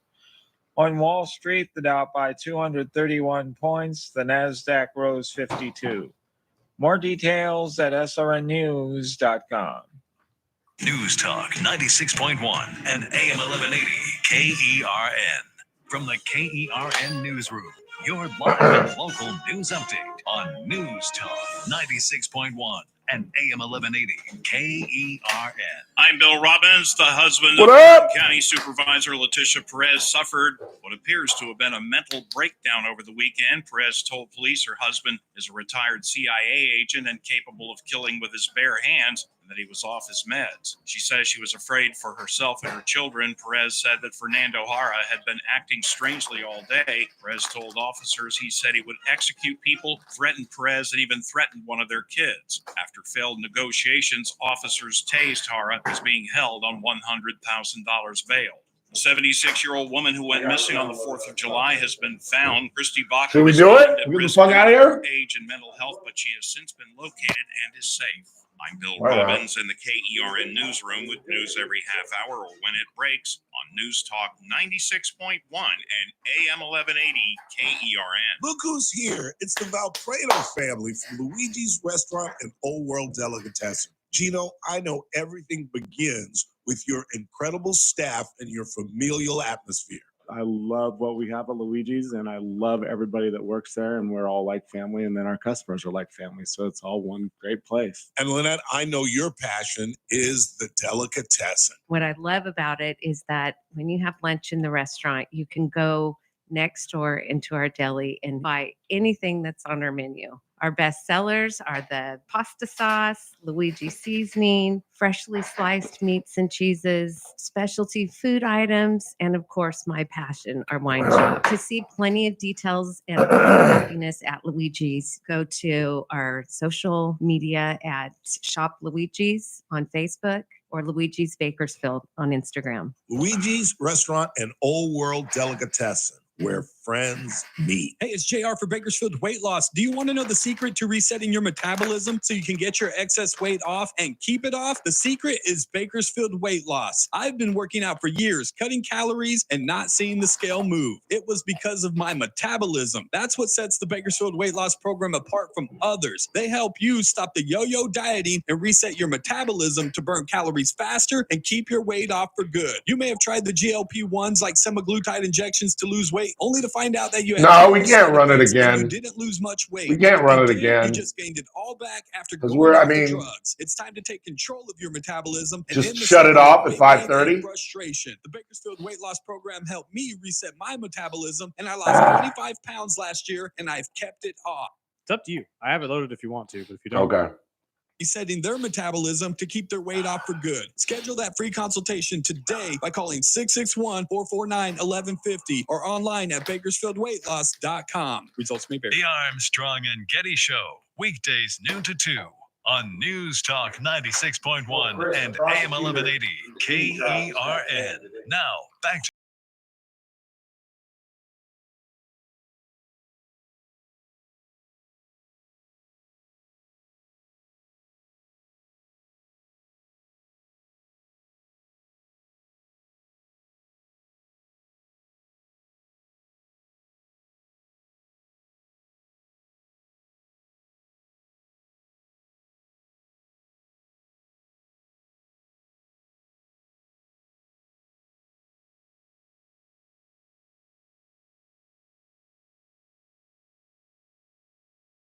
Eight 842-5376, 842-KERN. Again, as we first reported on Monday, I've broken more stories as a radio talk show host than I did ever as a reporter. I think primarily because my brand is bigger, obviously, now at my age and after 21 years in radio by myself, I think almost a quarter of a century doing radio, going back to the Chris and Ralph show from 5 to 9 in the morning to then I went to Clear Channel. I was the news director there. I was the news director for 9/11. My famous story where I almost got into a fight with a DJ, where when the first plane hit, we just thought it was a pilot that had a heart attack. And that's what I thought, because the week before 9/11, a man in Italy, in Rome, had a heart attack in a private plane and crashed into a very famous building in Rome. So when I heard that a plane had hit the Twin Towers, my faint memory of New York was like, that's not only, why would that from LaGuardia or even from Kennedy? Why the hell would you be where the Twin Towers are? And so I wasn't really, all hands on deck, red alert, red alert. It was, wow, we got a huge story out of New York. And then when the second plane hit, that's when I went to all the DJs and said, we have to cut in. We have to absolutely cut in. And it was a really fun job, actually, being a news director for a cluster. In radio, our group is American General Media. And the jargon is we own a cluster because we own different radio stations in different genres. We own a news talk station, which is Kern. Mr. Brandon owns a hip hop station, which is our big station, which vies for being the number one station in town with the country station in town. It's either them or us. They go back and forth. It's Hot. And then we have another hip hop station, Hits. Randizzle's on Hot. Snacks is on Hits. And we own a Spanish station and kind of a soccer mom station. So that's called a cluster. And when I was at Clear Channel, they had 4 or 5 different genres as well. And the fun part about the gig was I had to do the news, but the news had to be different for each genre of music, because for each genre of music, there's a different audience. There's a different demographic. Like I said, what is this right here? What is this? Big FM, yeah. Big FM. That's kind of a soccer mom story. So you would lead, like, let's say if I was the news director here, I would lead on a soccer mom station. I would lead with Maya Hernandez, the mom story. It's a hard story, but it appeals to mothers who are like, how could a mother ever do that? You see what I'm saying? And so I had to gear the news toward each different genre and each different demographic. And so story was different, or each newscast was different based on the genre. And so when the second plane hit, it was clear this was a terrorist act. And this was even before the third plane hit the Pentagon. And so I went to all the different stations, and all the DJs were like, all right, Ralph, I'll give you 2 minutes here. And there was a guy called Fast Eddie that was on the rock station. And he was like, I'm not interrupting my morning thing for just some plane and boop, boop, boop. I'm like, have you gone crazy? 2 planes have hit the Twin Towers. Let me ask you a question. I don't have time to really argue this with you, but you think that's a coincidence? You think 2 different pilots just happen to lose their mind and run into the Twin Towers? Have you gone crazy? We are under attack.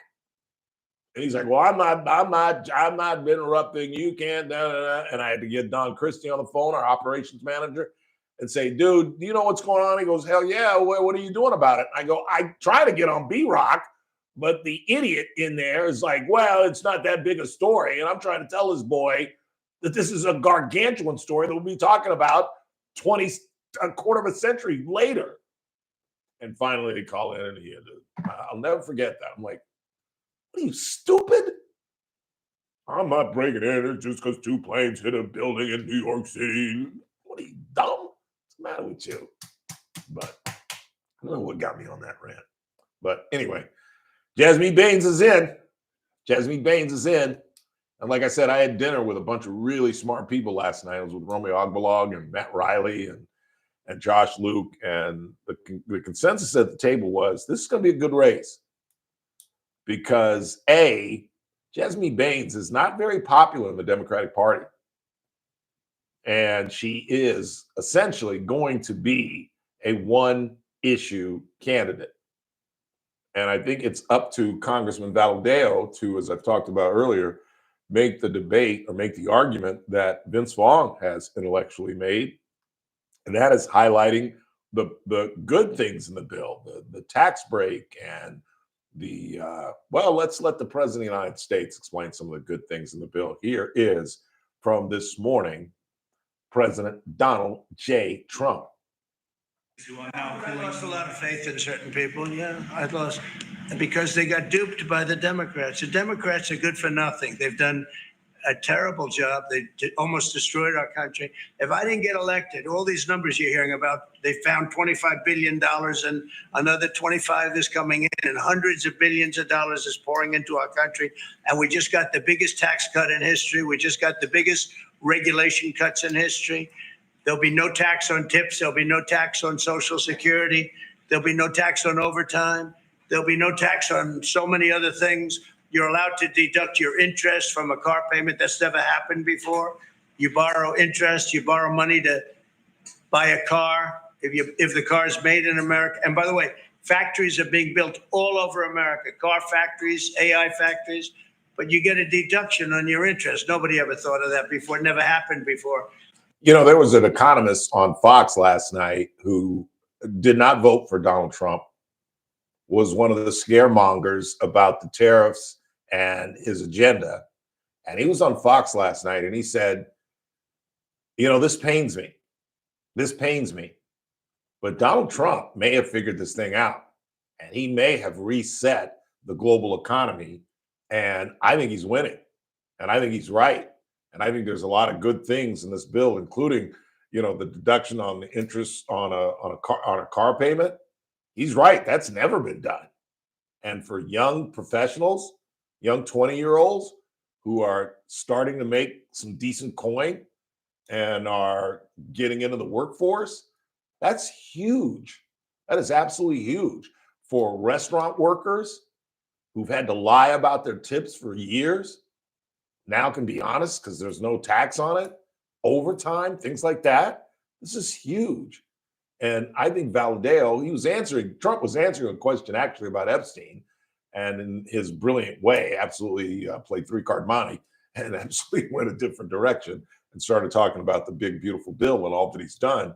And that's what Mr. Valadao has to do, because she is going to run on Medicare, Medicaid, Medi-Cal, whatever you want to call it.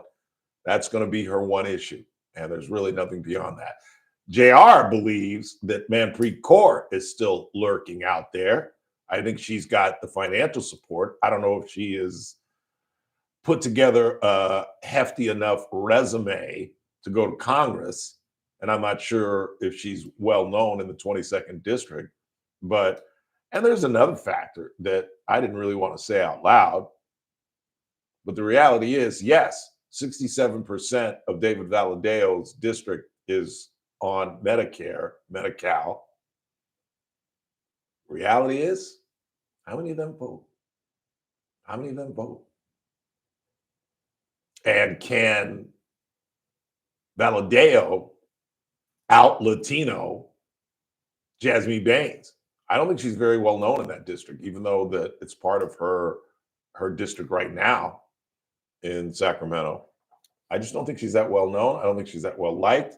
She sat down with Jenny Huh. I watched that interview, not in its entirety. I think they're running the entire interview in just a matter of minutes. As a matter of fact, coming up at 5 and or 6. But I think this is going to be a good race, and I don't think she can win. I think that's one of the blessings that David Valadeo has had in that purple district. They just haven't run very talented people at it. TJ Cox was able to steal that seat one term, and then we found out the reality on that guy. He was a criminal. He was an absolute criminal. And one day I'm going to tell you really funny. I'm pretty good friends with two of the bartenders at Silver Fox, Rod and Julie's place across the street from Mexicali. And according to my pal, that's where TJ Cox spent the night that he defeated Valadeo. And it's a pretty lurid, funny story about him buying young girls drinks and things getting a little crazy that night. But he turned out to be a criminal. And then you got Rudy the Patootie, who has been silent. And now I think he's boxed out because I think he knows he can't beat Jasmine Baines. Valadeo's proven Salas can't beat him. And there's still talk of Rudy making a bid. I tend to maybe agree with Mr. Flores that Manpreet Kaur, who would have the Sikh vote, I think she could steal some of the Latino vote from Jasmine Baines. I think she's more popular with the Latinos than is Jasmine Baines.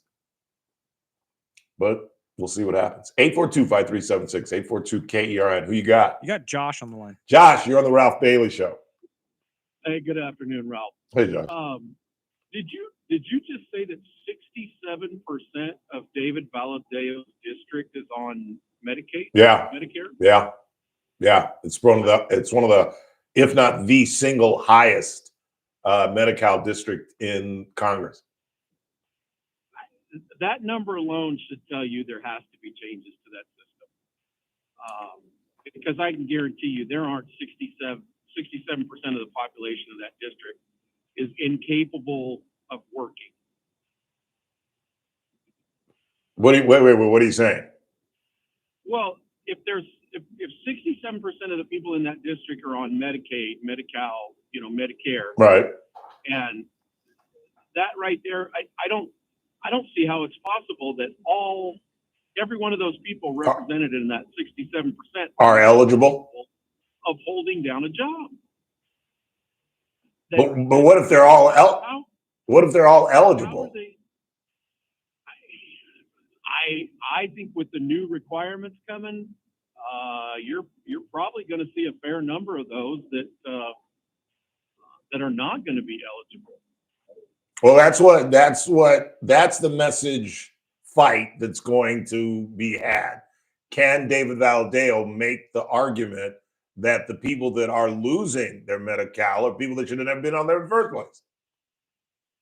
He can make that if he plays his cards right. He's going to need a lot of financial backing from the Republican Party to get out on a media tour, which he'll get. Make sure he has. Yeah, he's got to have radio. He's got to have TV, and he's got to have the statistics to back that up, the numbers. Yeah. And he can pull it out. But other than that, boy, that's a scary thought to think that there's that many people in one man's congressional district that are on, that are on that Yep. sort of public assistance. That's shameful, really. And he needs Trump. A country that allows that. He needs Trump. He needs Trump to come out here maybe once or twice. Rally the base. Because I guarantee you that some of those Latinos in that district are Trump supporters. Absolutely. Absolutely. We saw the numbers flip in the 2024 election. Absolutely. Yeah, we were at 40%? Yeah. Something like that. Yeah, something like that. Yeah. All right, man. It's going to have to happen. Yeah. Thanks for the call. Appreciate it. Appreciate it, Ralph. All right. Take care. Let's go ahead and take a break. And when we come back, we'll check the board, get into the 5. Kind of recap the Fernando Jara story. The police report has come out. Mr. Flores got a hold of that. I'm sure many of you heard it on his show, where there were incidents before his arrest.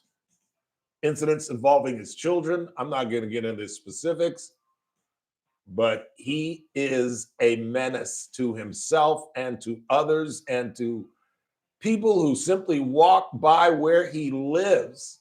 I'll explain when we get into the 5. Our phone number, you want to text in, 842-5376-842-KERN. One of the questions on the table, has the DA's office overcharged Maya Hernandez, the 20-year-old who has got the brain of the Tin Man? Now, wait a minute. The Tin Man needed a heart. Who needed a brain? The Scarecrow? Yeah, the lion needed courage. It was the Scarecrow, right? That needed a brain? Yeah, he's got the wits of the Scarecrow. Ray Bolger. Matter of fact. Love the Wizard of Oz. Quick timeout coming right back. It's TRBS on a Wednesday. Right here on News Talk 96.1 and AM 1180 KERN. We stream live, kernradio.com. News Talk 96.1 and AM 1180 KERN. It's the JR Show. The headline's not 10 kids found working at marijuana farm. The headline's not 10 children rescued from marijuana farm. The headline's not 10 kids with illegal immigration status rescued from marijuana farm. The headline's not investigation into child labor laws at marijuana farm. No, the headline is ICE raids farms, families devastated. Okay, keep telling that narrative. The JR Show, weekdays at 2 p.m. Hey, everybody, it's that man again, Ralph Bailey for Adaptive Network. You know, it's funny or coincidental that I'm talking to you about Adaptive Network because they literally just left our studios. That's right. We've teamed up with Adaptive Network because they are the best in town when it comes to IT. And, you know, the biggest mistake companies make with their IT is not having a plan. Like I've talked about, as a radio station, when our IT goes down, you hear nothing. So we can't just wait and say, oh, well, we'll call our IT guy the very next day. We have to have a plan. Disaster recovery, security policies, and compliance that all often get ignored. And they also talk about antivirus. Today's cyber threats need layered security, firewalls, endpoint protection, and monitoring. And that's why we've teamed up with Adaptive Network and why you should as well. Call them today at 241-0638. That's 241-0638. Adaptive Network, your IT partner in Bakersfield, making it simple, stable, and secure. This is a special notice to U.S. taxpayers owing $10,000 or more to the IRS. Tax Relief Advocates is urgently notifying taxpayers that tax relief initiatives are now available that may significantly reduce or eliminate what you owe. If you're afraid of an IRS lien, levy, or wage garnishment, don't lose hope. You can now take advantage of these current relief programs to end all collections, reduce the amount you owe, and resolve your tax problem. Even if you have years of unfiled tax returns or are already in a payment plan, you may still qualify for significant relief. Struggling taxpayers can now get relief they need during these hard economic times. A hotline has been established by Tax Relief Advocates for you to call and see what you qualify for. They are A+ rated with the BBB and have over 1,000 5-star reviews. Don't wait. Call 800-575-7147. 800-575-7147. That's 800-575-7147 or simply visit TRA.com. Must qualify for enrollment. Results may vary. The following is a paid advertisement by Family Vacation Getaways with the purpose of soliciting sales of vacation ownership. For complete details, please visit FVGradio.com. If you want a 100% complimentary stay at a luxury resort in Cancun, airfare not included, then Family Vacation Getaways is your ticket to paradise. See website for complete details. We're giving away 5 days and 4 nights to the first 50 callers who can name an animal that lays eggs and is not a bird. An animal that lays eggs and is not a bird. Do you know it? Call now. 800-417-6411. That's 800-417-6411. You're also eligible for an exciting bonus vacation to Orlando, Florida for just $498. And don't worry about anything ruining your plans. We can extend your travel up to 18 months. Name an animal that lays eggs and is not a bird, and you get a complimentary Cancun resort stay and an optional bonus vacation to Orlando for just $498. What are you waiting for? Call 1-800-417-6411. 800-417-6411 and give us your answer. The proceeding is not a contest and is a paid advertisement by Family Vacation Getaways. It is not sponsored by this program or its affiliates. The Clay Travis and Buck Sexton Show, live 9 to noon. Now back to the Ralph Bailey Show on News Talk 96.1 and AM 1180 KERN.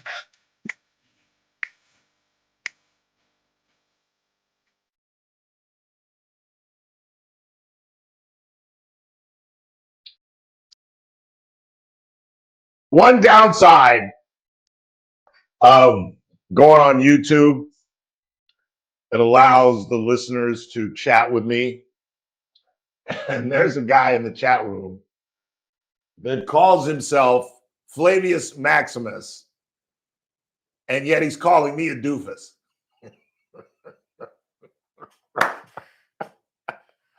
Grown-ass man calls himself Flavius Maximus, but I'm the doofus. And he's like, yo, this guy is horrible. You're listening to a doofus. You're listening. No, you're listening, idiot. I'm the doofus, but you're listening to me. And he's counting the people that are in the chat room. What's up, boy? As if that's my ratings, the 18 or 20 people that are in the chat room, that's my ratings. Son, do you understand I've been doing this for 12 years on this station and 9 at another station? You should look at my numbers, son. Don't go by what's in the chat room. You should look at my ratings, Flavius. But I'm the doofus. He goes by Flavius Maximus. Get out of your mama's basement, get your own place, and become an adult. And get rid of the Flavius Maximus. And stop calling. You're a grown-ass man, I'm assuming. You really, it's like recess. You're calling people names. Doofus. Really? Okay. It's amazing that guy is running around Bakersfield somewhere and is a grown-ass man and might have kids. And he's calling other grown men names like doofus. So sad. So sad. Take your meds. What do you got on the board? Let's not forget she left the car running with doors unlocked and keys under the front mat for over 2 hours. This alone is stupid. Well, what part of the whole thing isn't stupid? Driving from Visalia to get your lips done? Leaving your kids in the car? Asking, can you bring your kids in? Them saying yes. And then she never goes back out to the car to even check on them. In fact, the only reason she went to the car, apparently, according to KGT17, is she was getting her phone to make a payment. And you know what my guess is? Pure speculation. It's irresponsible, but I'm going to say it anyway. I bet she was about to do the boogie tag. I bet she was about to do the boogie tag. I bet she was about to say, oh, yeah, my phone. Let me Venmo you. I'll go get my phone. And if those kids were alive, I think she'd be on her way to Visalia. Well, who doesn't take their phone in with them? Who doesn't take, you're going to get something done. You're going to a physician, almost, kind of, sort of, not really. Who doesn't have a payment in their pocketbook or their, you know what I'm saying? You got to go to the car to make the payment. She was about to do the boogie tie-yay. For the white members of our audience, that is a ethnically cultural black term for leaving. Exit stage left. The boogie tag. What do you got? Out Latino jazz meet Baines. Baines is Sikh Indian. I understand that. And not very well liked by the Sikhs. But that district is predominantly Latino. And it is a fight for the Latino vote. David Valadeo is Portuguese, so he speaks a version of Spanish and has been able to, through the years as a dairy farmer, convert his Portuguese, it's kind of Spanish, not really, into Spanish, so he can speak with these people. And I don't think she can do that. Yeah, that wasn't, I'm sorry if I confused y'all and made it sound like she was Latina. No, it's a vote for the Manfred Cora isn't Latina either. And neither is David Valadeo. He's Portuguese. Nobody in that race other than Randy Villegas is Latino. My point is that is a Latino district. And to win that seat, you've got to win the Latino vote. And as one of the callers pointed out, more Latinos are realizing that they are Republicans and are in favor of what Donald Trump is doing immigration-wise.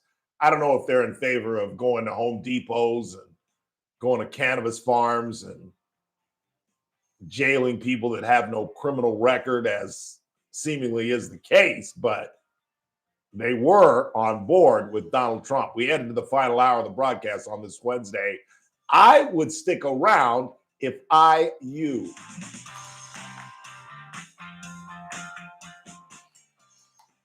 This is AM 1180 KERN. Green Acres. This is 96.1 FM. Bakersfield. Online at KERNradio.com. What is it? Breaking news this hour from townhall.com. I'm Keith Peters in Washington. Southern states are bracing for bad weather. So is Billy still doing it? Near the Florida Panhandle is showing a moderate chance of becoming a Really? tropical depression. The National Hurricane Center says that the system could impact Why they take southeastern down all the- Louisiana, Alabama, and Mississippi. New Orleans residents like Alex Traps are preparing. This is going to be my first big storm since being here, so I really don't know. Okay, But big caller.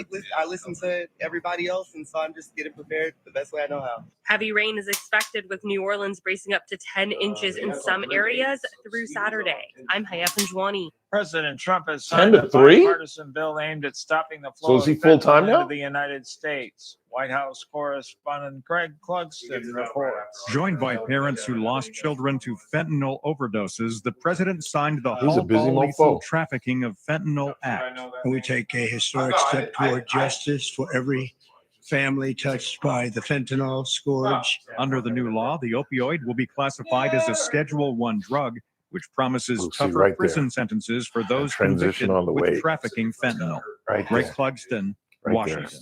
Vice President J.D. It is. Vance made the Trump is. administration's first big pitch to sell the public on President Trump's sweeping budget and policy package Yeah, I am. in the I swing am. political turf I of am. northeastern Pennsylvania. Vance says no Democrats supported Republicans who voted for big tax Yeah, if cuts. it's like this Friday, I'm so gonna go see hard him. to I'm get gonna this call him. legislation passed, to cut your taxes, Yeah. to prevent Yeah. big tax When you increases, go to make it outside, easier like next to week, save and invest right here in this I great know. country that all of us love. On Wall Street, the Dow up by 200. I'm getting like 100 steps a day. The It's Nasdaq crazy. rose 52, with the S&P 500 advancing 20. More on these stories at townhall.com. The following is not an act, but a real-life story from Trinity Debt Management. Hi, my name's Neil. I have some advice for you if you've been trying to break free from credit card debt.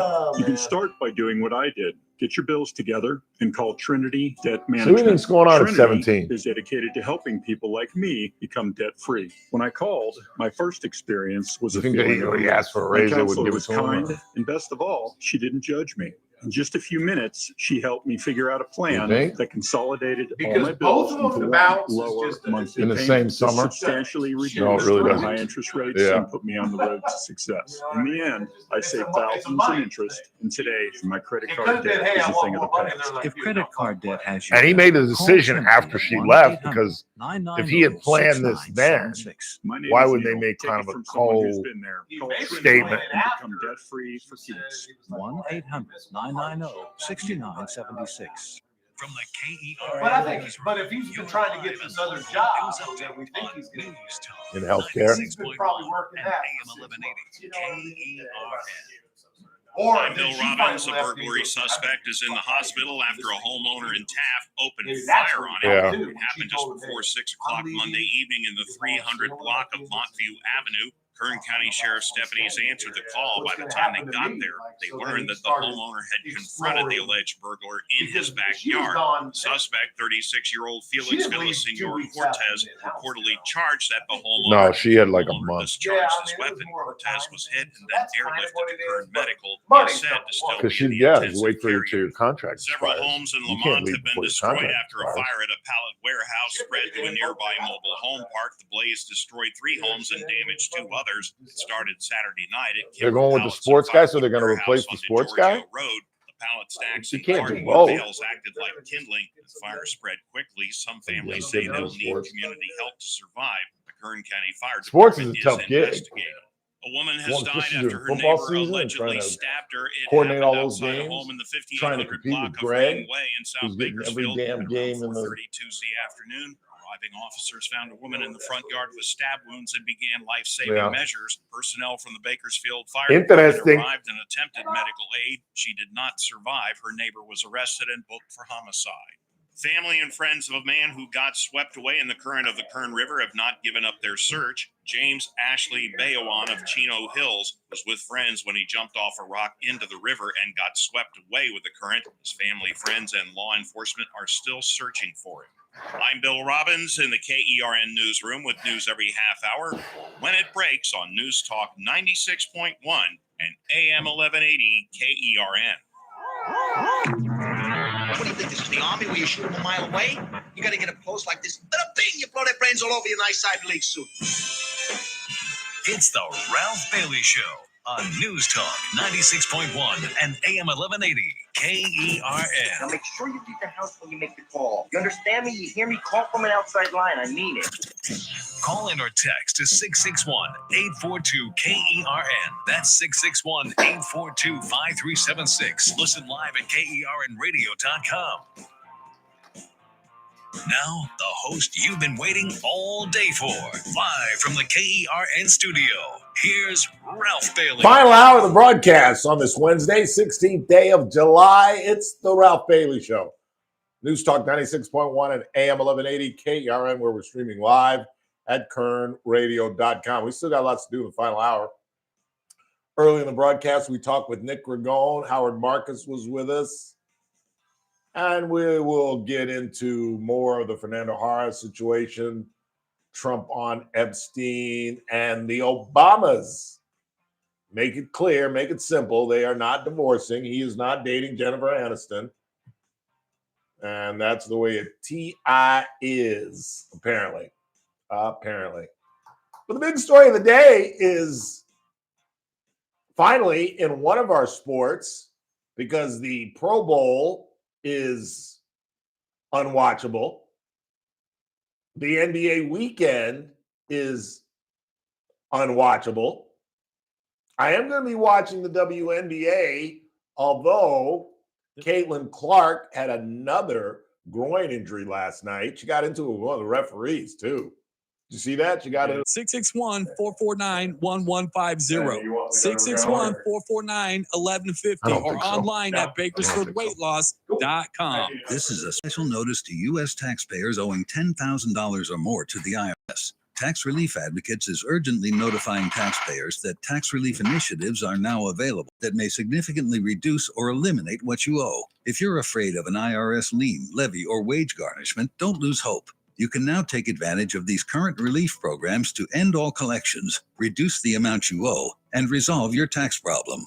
Even if you have years of unfiled tax returns or are already in a payment plan, you may still qualify for significant relief. Struggling taxpayers can now get relief they need during these hard economic times. A hotline has been established by Tax Relief Advocates for you to call and see what you qualify for. They are A+ rated with the BBB and have over 1,000 5-star reviews. Don't wait. Call 800-575-7147. 800-575-7147. That's 800-575-7147 or simply visit TRA.com. Must qualify for enrollment. Results may vary. You're listening to The Ralph Bailey Show. Catch me weekday morning 6 to 9 a.m. on First Look with Scott Conn. News Talk 96.1 at AM 1180 KERN.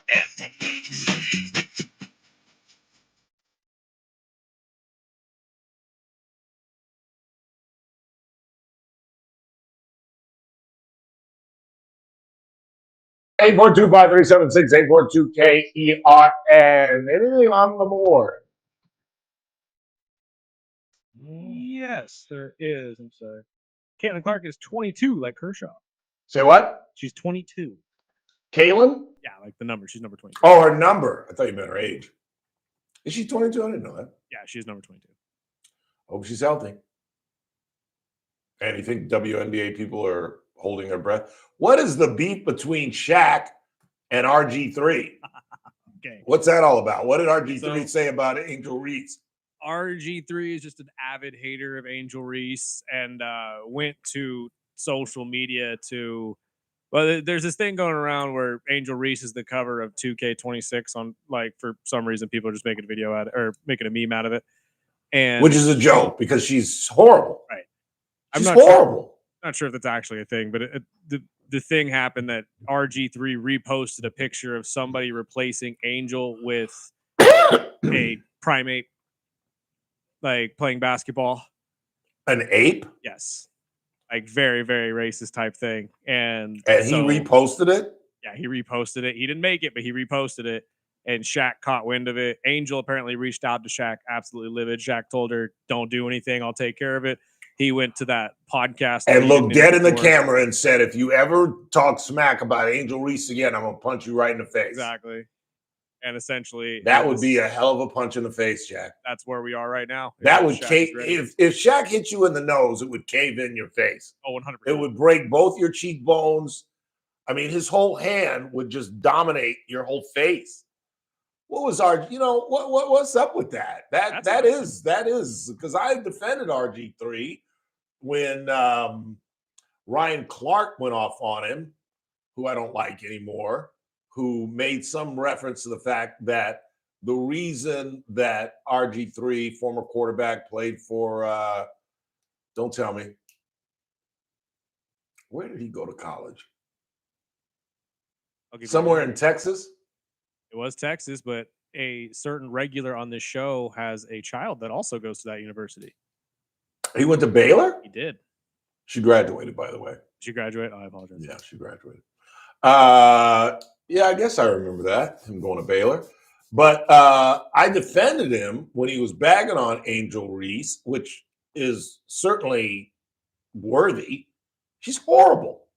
As we talked about yesterday and time before that, she has created a new statistic in basketball that we've never seen before. It's called the me-bound. Now, why has that never been a statistic?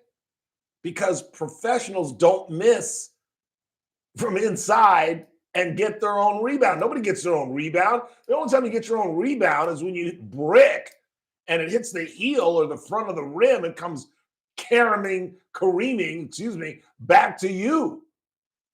And you can normally tell one of the greatest plays Larry Bird ever made in his life. It's a great highlight reel where Bird missed a shot and he knew where he was going to miss it. So he's at the elbow, a little bit further out though, like top of the key, but to the right of the key. And Bird throws up a shot and he knows he's missed it to the right.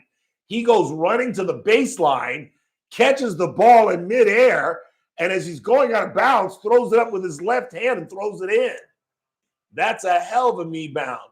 But that's never been the case. Nobody gets a rebound of their own because nobody misses from layup lines except for Angel Reese, who leads the league in me-bounds. She's awful. And Ryan Clark dug into RG3, claiming the reason he's siding with the white girl is because he's married to a white girl. And he doesn't understand the ins and out of a black woman because he's never been married to one. That's just stupid. Final half hour of the broadcast, you'll hear from the Obamas when we come back. Don't go anywhere.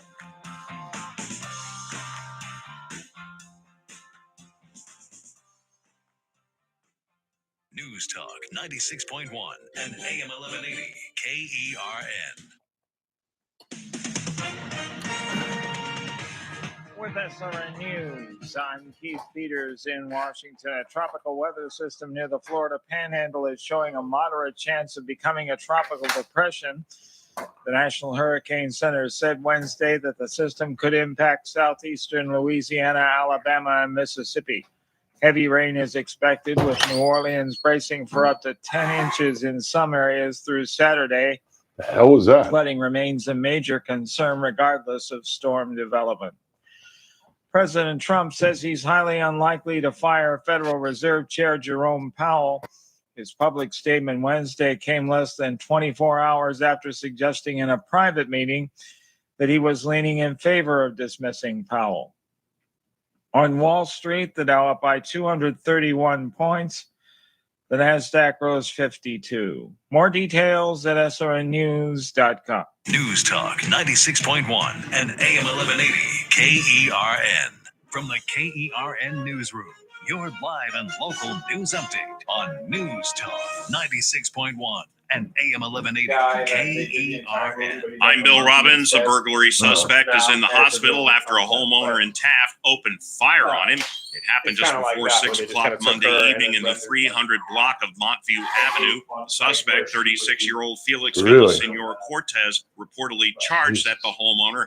The homeowner discharged his weapon. Cortez was hit and then airlifted to Kern Yeah, Medical. no shit, because He is the said white to guy still done be in the that. intensive They just care run him out of the unit. fucking. Family and friends of a man who got swept away in the current of the Kern River have not given up their search. James Ashley Bayowan of Chino Hills was with friends when he jumped off a rock into the river and got swept away with the current. Methinks RG3 might have taken one too in the many hits to KERN the head. newsroom with news every half hour or when it breaks on News Talk Just 96.1 getting out of here right and at AM 5, 1180 6, and KERN. Please meet Paul Sheldon's client, Vivian Rushing. Hi, my name is Vivian Rushing. I am a client of Paul Sheldon. They helped me get everything in order. I had no clue what I was doing, and they were wonderful. The staff is amazing. Lynn and Kelly go out of their way to make you feel comfortable when you walk through the doors and make sure you have everything that you need. Paul is very accommodating. He uses himself as an example to help you understand the process of the insurance and what benefits you should be looking at and what you shouldn't be looking at and how to go about getting it together. I have recommended Paul Sheldon. Just a couple of days ago, I was in line to get my medications, and this gentleman was talking about retiring and didn't know what to do. I told him, contact Paul Sheldon. He's the best. I just want to say thank you, Paul Sheldon. You're wonderful and your staff is amazing. When Medicare matters, our team has the answers.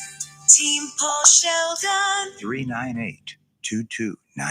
It's the JR Show. We're just going to let Mr. Scrivener disappear into the night, into his little corner, because his life is already ruined anyways. No, there's a court system, and there's rules, and there's laws, and you must obey and abide by them. And when you break those laws, you should go to jail. There should be no special treatment because your aunt is the district attorney, and she's able to call the sheriff. And if you're worried about protecting the kids, then his ass needs to be in jail because they need to be protected from him. The JR Show, weekdays at 2 p.m. I'm JR Flores. Catch my show, The JR Show, weekdays at 2 p.m.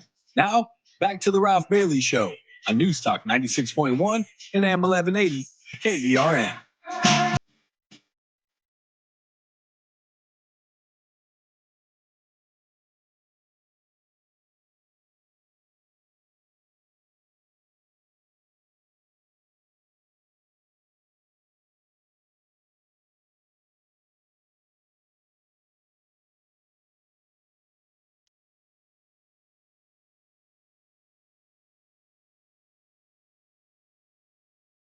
So Michelle Obama does a podcast with her, as we found out, her older brother.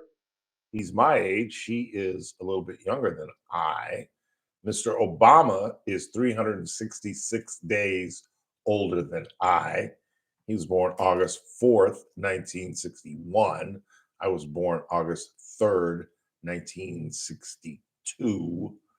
Pair of Leos. Nothing but Leos in my house. My mother's birthday is July 31st. She'll be 83 at the end of this month. And they have dispelled, I suppose, all these crazy rumors that they were getting divorced and that he was dating Jennifer Aniston. And for the first time, Mr. Obama, former president, appeared on, what do they call that podcast? Michelle and Craig? I have no clue. I could check right now. But Mo Better Blues. I don't know. Anyway, here is their little back and forth about their marriage. Obama, can you join us on Come our on set? out here, brother. Welcome man. to IMO. Look at you. Wait, you guys like each other? Oh yeah, really? Huh? That's so The nice. rumor mill. It's my husband, y'all. She took me back. Now don't start. I can't. It was touch and go for a while. It's so nice to have you both in the same room I together. I know, because when we aren't, folks think we're divorced. Yeah, that's how this thing got started. She didn't show up at the inauguration, which I thought was kind of cheesy. If Hillary Clinton showed up in 2016 after what has to be one of the most bitter defeats in American politics, because you know that first Tuesday in November in 2016, she just knew she was going. I mean, think about what was on her mind. I am going to be forever etched in history. I am going to become the very first woman president in the history of this country. 100 years from now, children will be reading about me and this campaign and my victory. And I'll never forget that night. I was supposed to go to 3 different parties, and I thought Trump was going to lose, so I just wanted to stay at home and watch it. And I can't remember what state it was. It might have been Wisconsin, but I had been drinking at the house. This was back when I was I drank a lot. I was a drunkard. I don't know if I was an alcoholic, but I was definitely a drunkard and drank a lot. And I was drinking bourbon back in those days.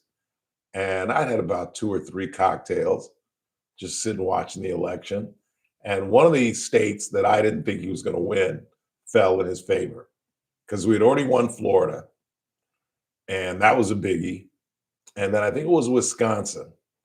And I called an Uber and threw on some clothes and ran down to Bill Lee's. And like I said, I had a little buzz on my head. And thankfully, there was nobody in there but a couple of regulars. Because this is back in the day when I was going to Bill Lee's like once, twice a week, Mexicali. I was all over the place. And I walked in. I kind of ran in and just screamed, "We're going to screw around and win this thing." And fortunately, there were guys that knew me and were Trump supporters. And they're like, "Yes, we are." And I sat there and closed the place and watched till about 10 o'clock the dominoes fall. And I was just like, holy cow. And Fox was running all the compilations, the classics. Have you seen them? It's a great compilation. It starts with who's the mean broad that I used to joke had a crush on me? And she was clearly flirting with me. Blonde. She writes books. She's mean as a snake. Well respected. Somebody text me. I can't go any further with this story until I'm drawing a blank on this. Beautiful woman. You'll never come up with it. So this is one of the listeners will come up with it. Beautiful woman. Author, political pundit. Anybody? Bueller? What is it? Coulter? Ann Coulter. Ann Coulter's on Bill Maher. And the question is, who, and this is before the campaign really got up on its feet. And the question was, who among the Republicans is likely to win? And Ann Coulter says, Donald Trump. And Joy Reid, that evil, disgusting, horrible, bigoted, racist, out of a job woman was on the panel. They just started laughing. And they were like, I don't know much, but I do know Donald Trump will never be president of the United States. And then there's the Pelosi. And then there's the Obama, where they all say he will never, ever be president of the United States. And they run like 7 or 8 of them. And then it ends with the CNN staff having to say, we have now confirmed, you would have thought their parents had died, that Donald J. Trump is the 45th president of the United States. It was a great night. It really, really was. I just remember that so specifically. But so I mean, just imagine how distraught Hillary had to be. And she showed up because she not only was a senator and part of the administration under Obama, she was a first lady. And Bill had to go, so she went. Imagine how painful that had to be for her. So come on, Michelle, you could have gone. But that's where the divorce talk started. She didn't show up at the inauguration. And then, bizarrely, she didn't show up at Jimmy Carter's Jimmy Carter's funeral. And I think it was her, trying to exercise, because she never wanted Barack to go into politics. She never wanted Barack to run for Senate. She went through it with Congress, and he got beat by a Black Panther. That's how black Barack Obama isn't, or at least wasn't perceived. Now he's the coolest brother in the world. But back then, Bobby Seale beat him by simply saying he ain't black. He ain't black. The blackest thing about him is Michelle Robinson. He grew up in Hawaii. He first went to Occidental down in like Pomona. Then he went to Columbia. Then he went to Harvard. You don't know any black people. And, that worked. Absolutely beat him. And then that Senate seat popped up when Rod Blagojevich was the governor of Illinois, because somebody went to jail. The sitting senator, I think, went to jail, and that Senate seat popped up. And she didn't want him to run for that, let alone run for president.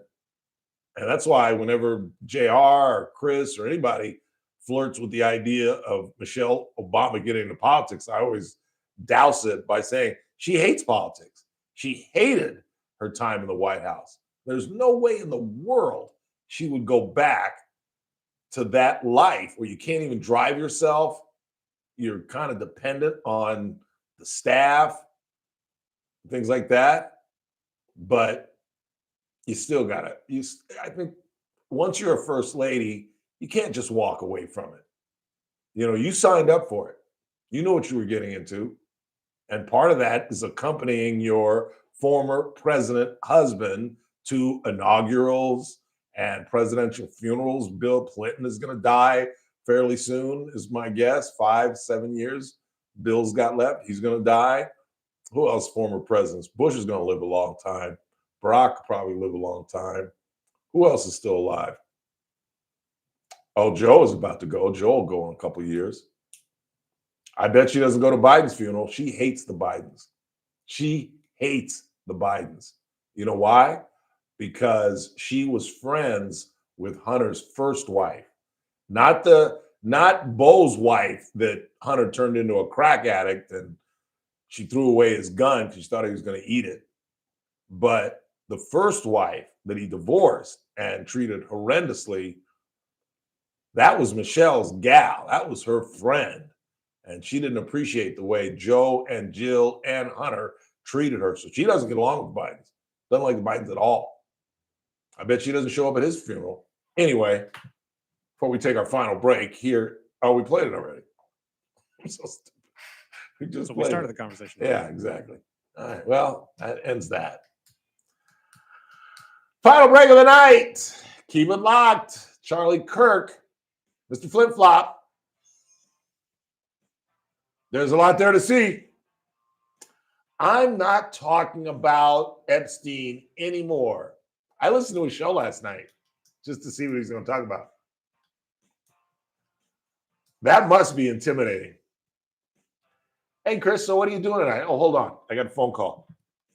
The White House? Hang on a second, Chris. Hello? Mr. President? Hang on for the president? Okay. Yes, Mr. President. Well, it's a big topic, and attorney. But Mr. President, okay. No, I won't. Never again, Mr. President. Okay, thanks for calling. I've had a whole change of mind on Epstein. I'm not talking about one phone call from DJT, and these influencers start flipping the script, boy. I'm telling you. 10, 15, 20 years from now, we're going to look back and say, there has never ever been a president with the kind of power and manipulative control that Donald Trump has. Keep it locked. Mr. Kirk coming up, top of the hour. Tomorrow's a Thursday. No Michael Turnipseed, but Daniel Petrie will be here. And day one of the Open Championship at Royal Portrush in Northern Ireland. We'll get you updated on that.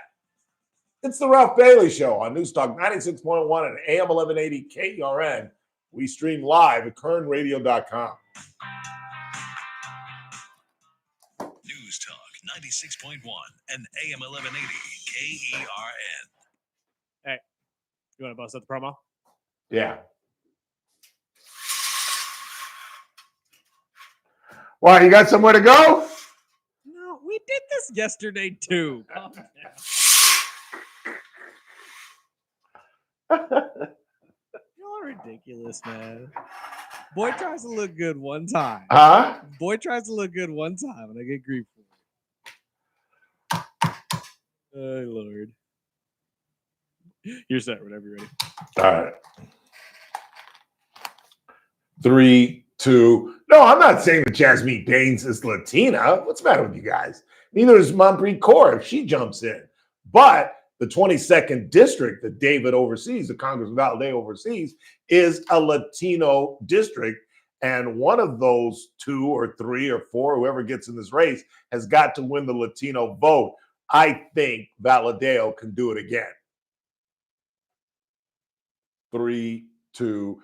It's that man again. Look what's coming up on the Thursday TRBS. No Michael Turnipseed, but our money man, Daniel Petrie, will be here. We'll talk about the uptick in inflation in the month of June and day one of the Open Championship at Royal Portrush. All that, me at 3. It's TRBS. It's the Ralph Bailey Show. News Talk 96.1 and AM 1180 KERN. I'll see you at 3. Consumer Cellular. If you're over 50 and tired of your wireless bill getting higher and higher, there are 4 things to consider. 1, how much data are you really using? As we get older, we use less data on our wireless phone, but you're probably still paying for an unlimited plan that was designed for 20-somethings. 2, if you see get a phone on us, get your sneakers out and run the other way. No one is giving you a free phone. You are paying for that phone over time with an overpriced rate plan and a long-term commitment. 3, check the fine print on that $15 a month plan. It's probably an intro price that'll double or triple later. You might even have to pay for several months of service up front. Number 4, be aware of cable company wireless plans. Most of your usage will be on Wi-Fi instead of 5G, and your calls and battery life could suffer. Switch to Consumer Cellular and get the same fast, reliable nationwide service without the big wireless bill. Our plans start at just $20 a month. Call 1-888-FREEDOM or visit consumercellular.com/facts. Plans include $5 credit for auto pay and e-billing. See site for additional facts. This is a special notice to U.S. taxpayers owing $10,000 or more to the IRS. Tax Relief Advocates is urgently notifying taxpayers that tax relief initiatives are now available that may significantly reduce or eliminate what you owe. If you're afraid of an IRS lien, levy, or wage garnishment, don't lose hope. You can now take advantage of these current relief programs to end all collections, reduce the amount you owe, and resolve your tax problem. Even if you have years of unfiled tax returns or are already in a payment plan, you may still qualify for significant relief. Struggling taxpayers can now get relief they need during these hard economic times. A hotline has been established by Tax Relief Advocates for you to call and see what you qualify for. They are A+ rated with the BBB and have over 1,000 5-star reviews. Don't wait. Call 800-575-7147. 800-575-7147. That's 800-575-7147 or simply visit TRA.com. Must qualify for enrollment. Results may vary. The Charlie Kirk Show, weekdays at 6 p.m. on Who's News that? Talk 96.1 and AM Coming 1180 this way. KERN. Now, Who is it? back to the Ralph Bailey Snacks? Show.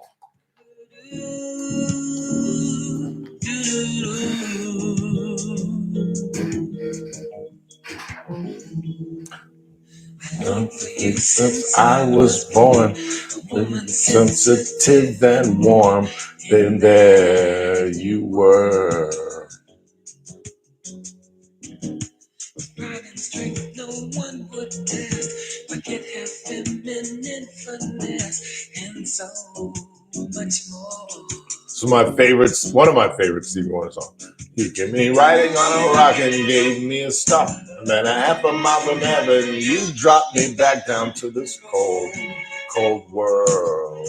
Cold, too cold, you did me. Riding on a rocket, gave me a stop. And then a half a mile from heaven, you dropped me back down to this cold, cold world. I would not do that to a dog. That's one of the lyrics. It is. People in the chat room want to know where you're going. I'm not going anywhere. They think because we did the promo. I forget when I do the promo, I've got this mic on so they can listen to me do the promo. We do it early all the time. Yes, we do. We do. But you're going somewhere. Why can't you tell us? You don't have a date tonight. Yeah. Then why are you giggling? I'm giggling. You're totally giggling. Well, smile on your face, giggling, whatever. You can tell us. It's just a dinner, cocktails. You don't have to tell us where. You don't want people following you, coming up to your table. But you could at least tell us where you what the plan is. I'll report back tomorrow. All right, that's fair. So there is. See how we knew there was something going on. I knew you never. No, you don't wear button-down shirts. Not all the time, but if I like to look good, I do. And you never want to. Who wants to look at me? I look like a bum. Now, although I'm wearing my Vin Scully shirt, which accentuates my belly and my A cups, but I don't care. Baseballism shirts are nice though. Baseballism shirts, the company that makes the one that you're wearing right now. How you know? Because I have seen it all over their website, and I have the Vin shirt. The Vin shirt with the microphone on the thing. Yeah. Yeah. And I can't remember who gave this to me. Probably Big Big Dog. I'm willing to bet it was. No, it wasn't Big Dog. Wasn't Big Dog. Who gave me this shirt? Is anybody listening that gave me this shirt? Text in right now because I'm sure whoever got it to you is listening right now, or gave it to you is listening right now. That's ridiculous that I can't remember, but that's life at 62 or at 63. I'll be 63 in a couple of weeks. God, that's frightening. It really is. I really didn't think I'd have this hard a time with my age, but I really am struggling. Like, once you're in your 60s, you're officially old. Once you're eligible for Social Security, I max out in 6 years. I'm like old. I'm about to die. I got about maybe 2 decades left on this planet. That is freaky to think about. When Chris is 50, they'll be blowing me in the ground. That is frightening. What do you got on the board? I started paying my taxes in the 70s, and we could deduct interest on car payments and any other interest. Are you sure? President insists that's never happened. I just think there's a lot of good things in this big, beautiful law. And I think that Dave Valdeo is going to win the debate over messaging. And I don't think one-issue candidates like Jasmeet Bains win. I just don't. And she's just, go watch that interview. It might be too late. They might rerun it at 6 on KGT. Jenny Ha. It's a really, really good reporter. I didn't know she went to Northwestern. No wonder she's such a great reporter. That is, in my opinion, it's between Northwestern and Syracuse. And I think, I give, particularly for television, I give the advantage to Northwestern. Do you know why, Mr. Berg? I'm not sure I do. Why would they have their own television station? Ah. Their television station is one of the local affiliates that is run by students. Wow. Yeah. That's awesome. Yeah. I worked with a guy. In fact, I rented his apartment when he got a job in Philadelphia. Lou Martinez, great guy, great guy. And that's when I was living over there on not West Wind, but over there behind Forgotti's. When I lived at Trader Joe's. I lived right across the street from Trader Joe's. I mean, it was like, hi, Ralph. Oh, hi, Cindy. You're working today? And you walk into Trader Joe's, and I don't think I've ever spent less than $40 in Trader Joe's. Roxanne and I were on our way to Susie Clausen's Chili Verde contest. We had our Chili Verde in the crock pot in the back, and I double parked, and I was just supposed to run in and get some chips for the Chili Verde, and I still ended up spending $40. There's just so much great stuff in Trader Joe's that you can't get anyplace else. I mean, the quiche and the shrimp Louis salad that comes with like a boiled egg and shrimp, and oh God, I miss those days. And Forgotti's was over there. I used to hang out at Forgotti's. I loved that place. I loved hanging out there, but the owners, I was doing TV at the time, and the owners wanted me to own it. They wanted to sell it to me. And I was like, have you lost your mind? I'm going to be on KTLA in about 10 minutes. Bakersfield? Me? Own a condo? I'm shaking off the dust of this crappy old town, and I'm going to be on KTLA or KNBC in about 15 minutes, Jack. Here we are, some 27 years later. What else you got? All interest paid was deductible in the 1970s, including credit card interest. All right. What else you got? Anything else other than the interest? Let's see. Why didn't she leave them with grandma? That was on TV. Why did she leave them with grandma? I'm assuming they're talking about the girl who left her children in the car. Did she have a mother in Visalia? Was she living with her mother in Visalia? I'm sure. I believe I heard that, yes. And the mother said she was more than willing to watch the kids. But I also throw this out there, and not to throw shade or instigation, but everybody will say that when these type of situations pop up. Like, let's be honest, most people don't have all day to just kind of throw away their time for that type of thing. I have never had a child. I helped raise, I'm 10 years older than my late sister, so I helped raise her. I changed diapers at 10 and 11 years old. I was the babysitter at 12. I helped raise my oldest nephew, and I'm in a long distance way helping raise my collegiate nephew. But I can't imagine ever leaving a 2 and a 1 year old by themselves, ever, ever, ever, ever, ever, ever. And I know things happen because I used to babysit my oldest nephew when he was 2. And, you know, I'll be honest, there were times where I'd be watching something and I'd be like, holy crap, where's Chris? And I'd have to find the house, and he'd be in the dryer. I'd be, get your boy, don't do that. Don't tell your mama. You know, so I understand that. And it's a learning curve, but good God almighty. I think, again, we're talking about Maya Hernandez, the girl who had her charges from involuntary manslaughter up to murder. I just don't think they can prove that she wanted to kill those kids. Isn't that what murder is all about? Isn't that what the murder charge is all about? I want these kids to disappear. This wasn't a case, I don't think, of a young woman who was tired of being a mom. I think she was a 20-year-old idiot who was so self-involved that she was more concerned about getting her lips done than she was about taking care of her kids. But I agree with the caller who said that I think this is an intentional overcharge by the DA's office so they can plea it down, because the last thing the DA's office wants to do is go to trial. So in the 11th hour, they'll kick it back down to an involuntary manslaughter, get her to plead guilty, throw her in jail for 20 years. Want to thank Nick Ragone, Howard Marcus, and for Chris Burdick, I'm Ralph Bailey. That's what's really going on. Wrap to you tomorrow.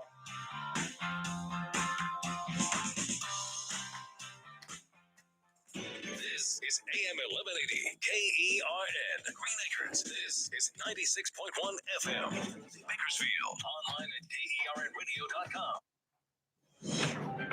Breaking news this hour from townhall.com. I'm Keith Peters in Washington. President Trump defends his attorney general's handling of the Jeffrey Epstein files. White House correspondent Greg Clugston reports. The president's loyal MAGA supporters and key influencers are up in arms over the Justice Department's handling of the Epstein case. See you guys. But Donald Trump says he's satisfied with Attorney General Pam Bondi. The attorney general's handled that very well. He also said he's in favor of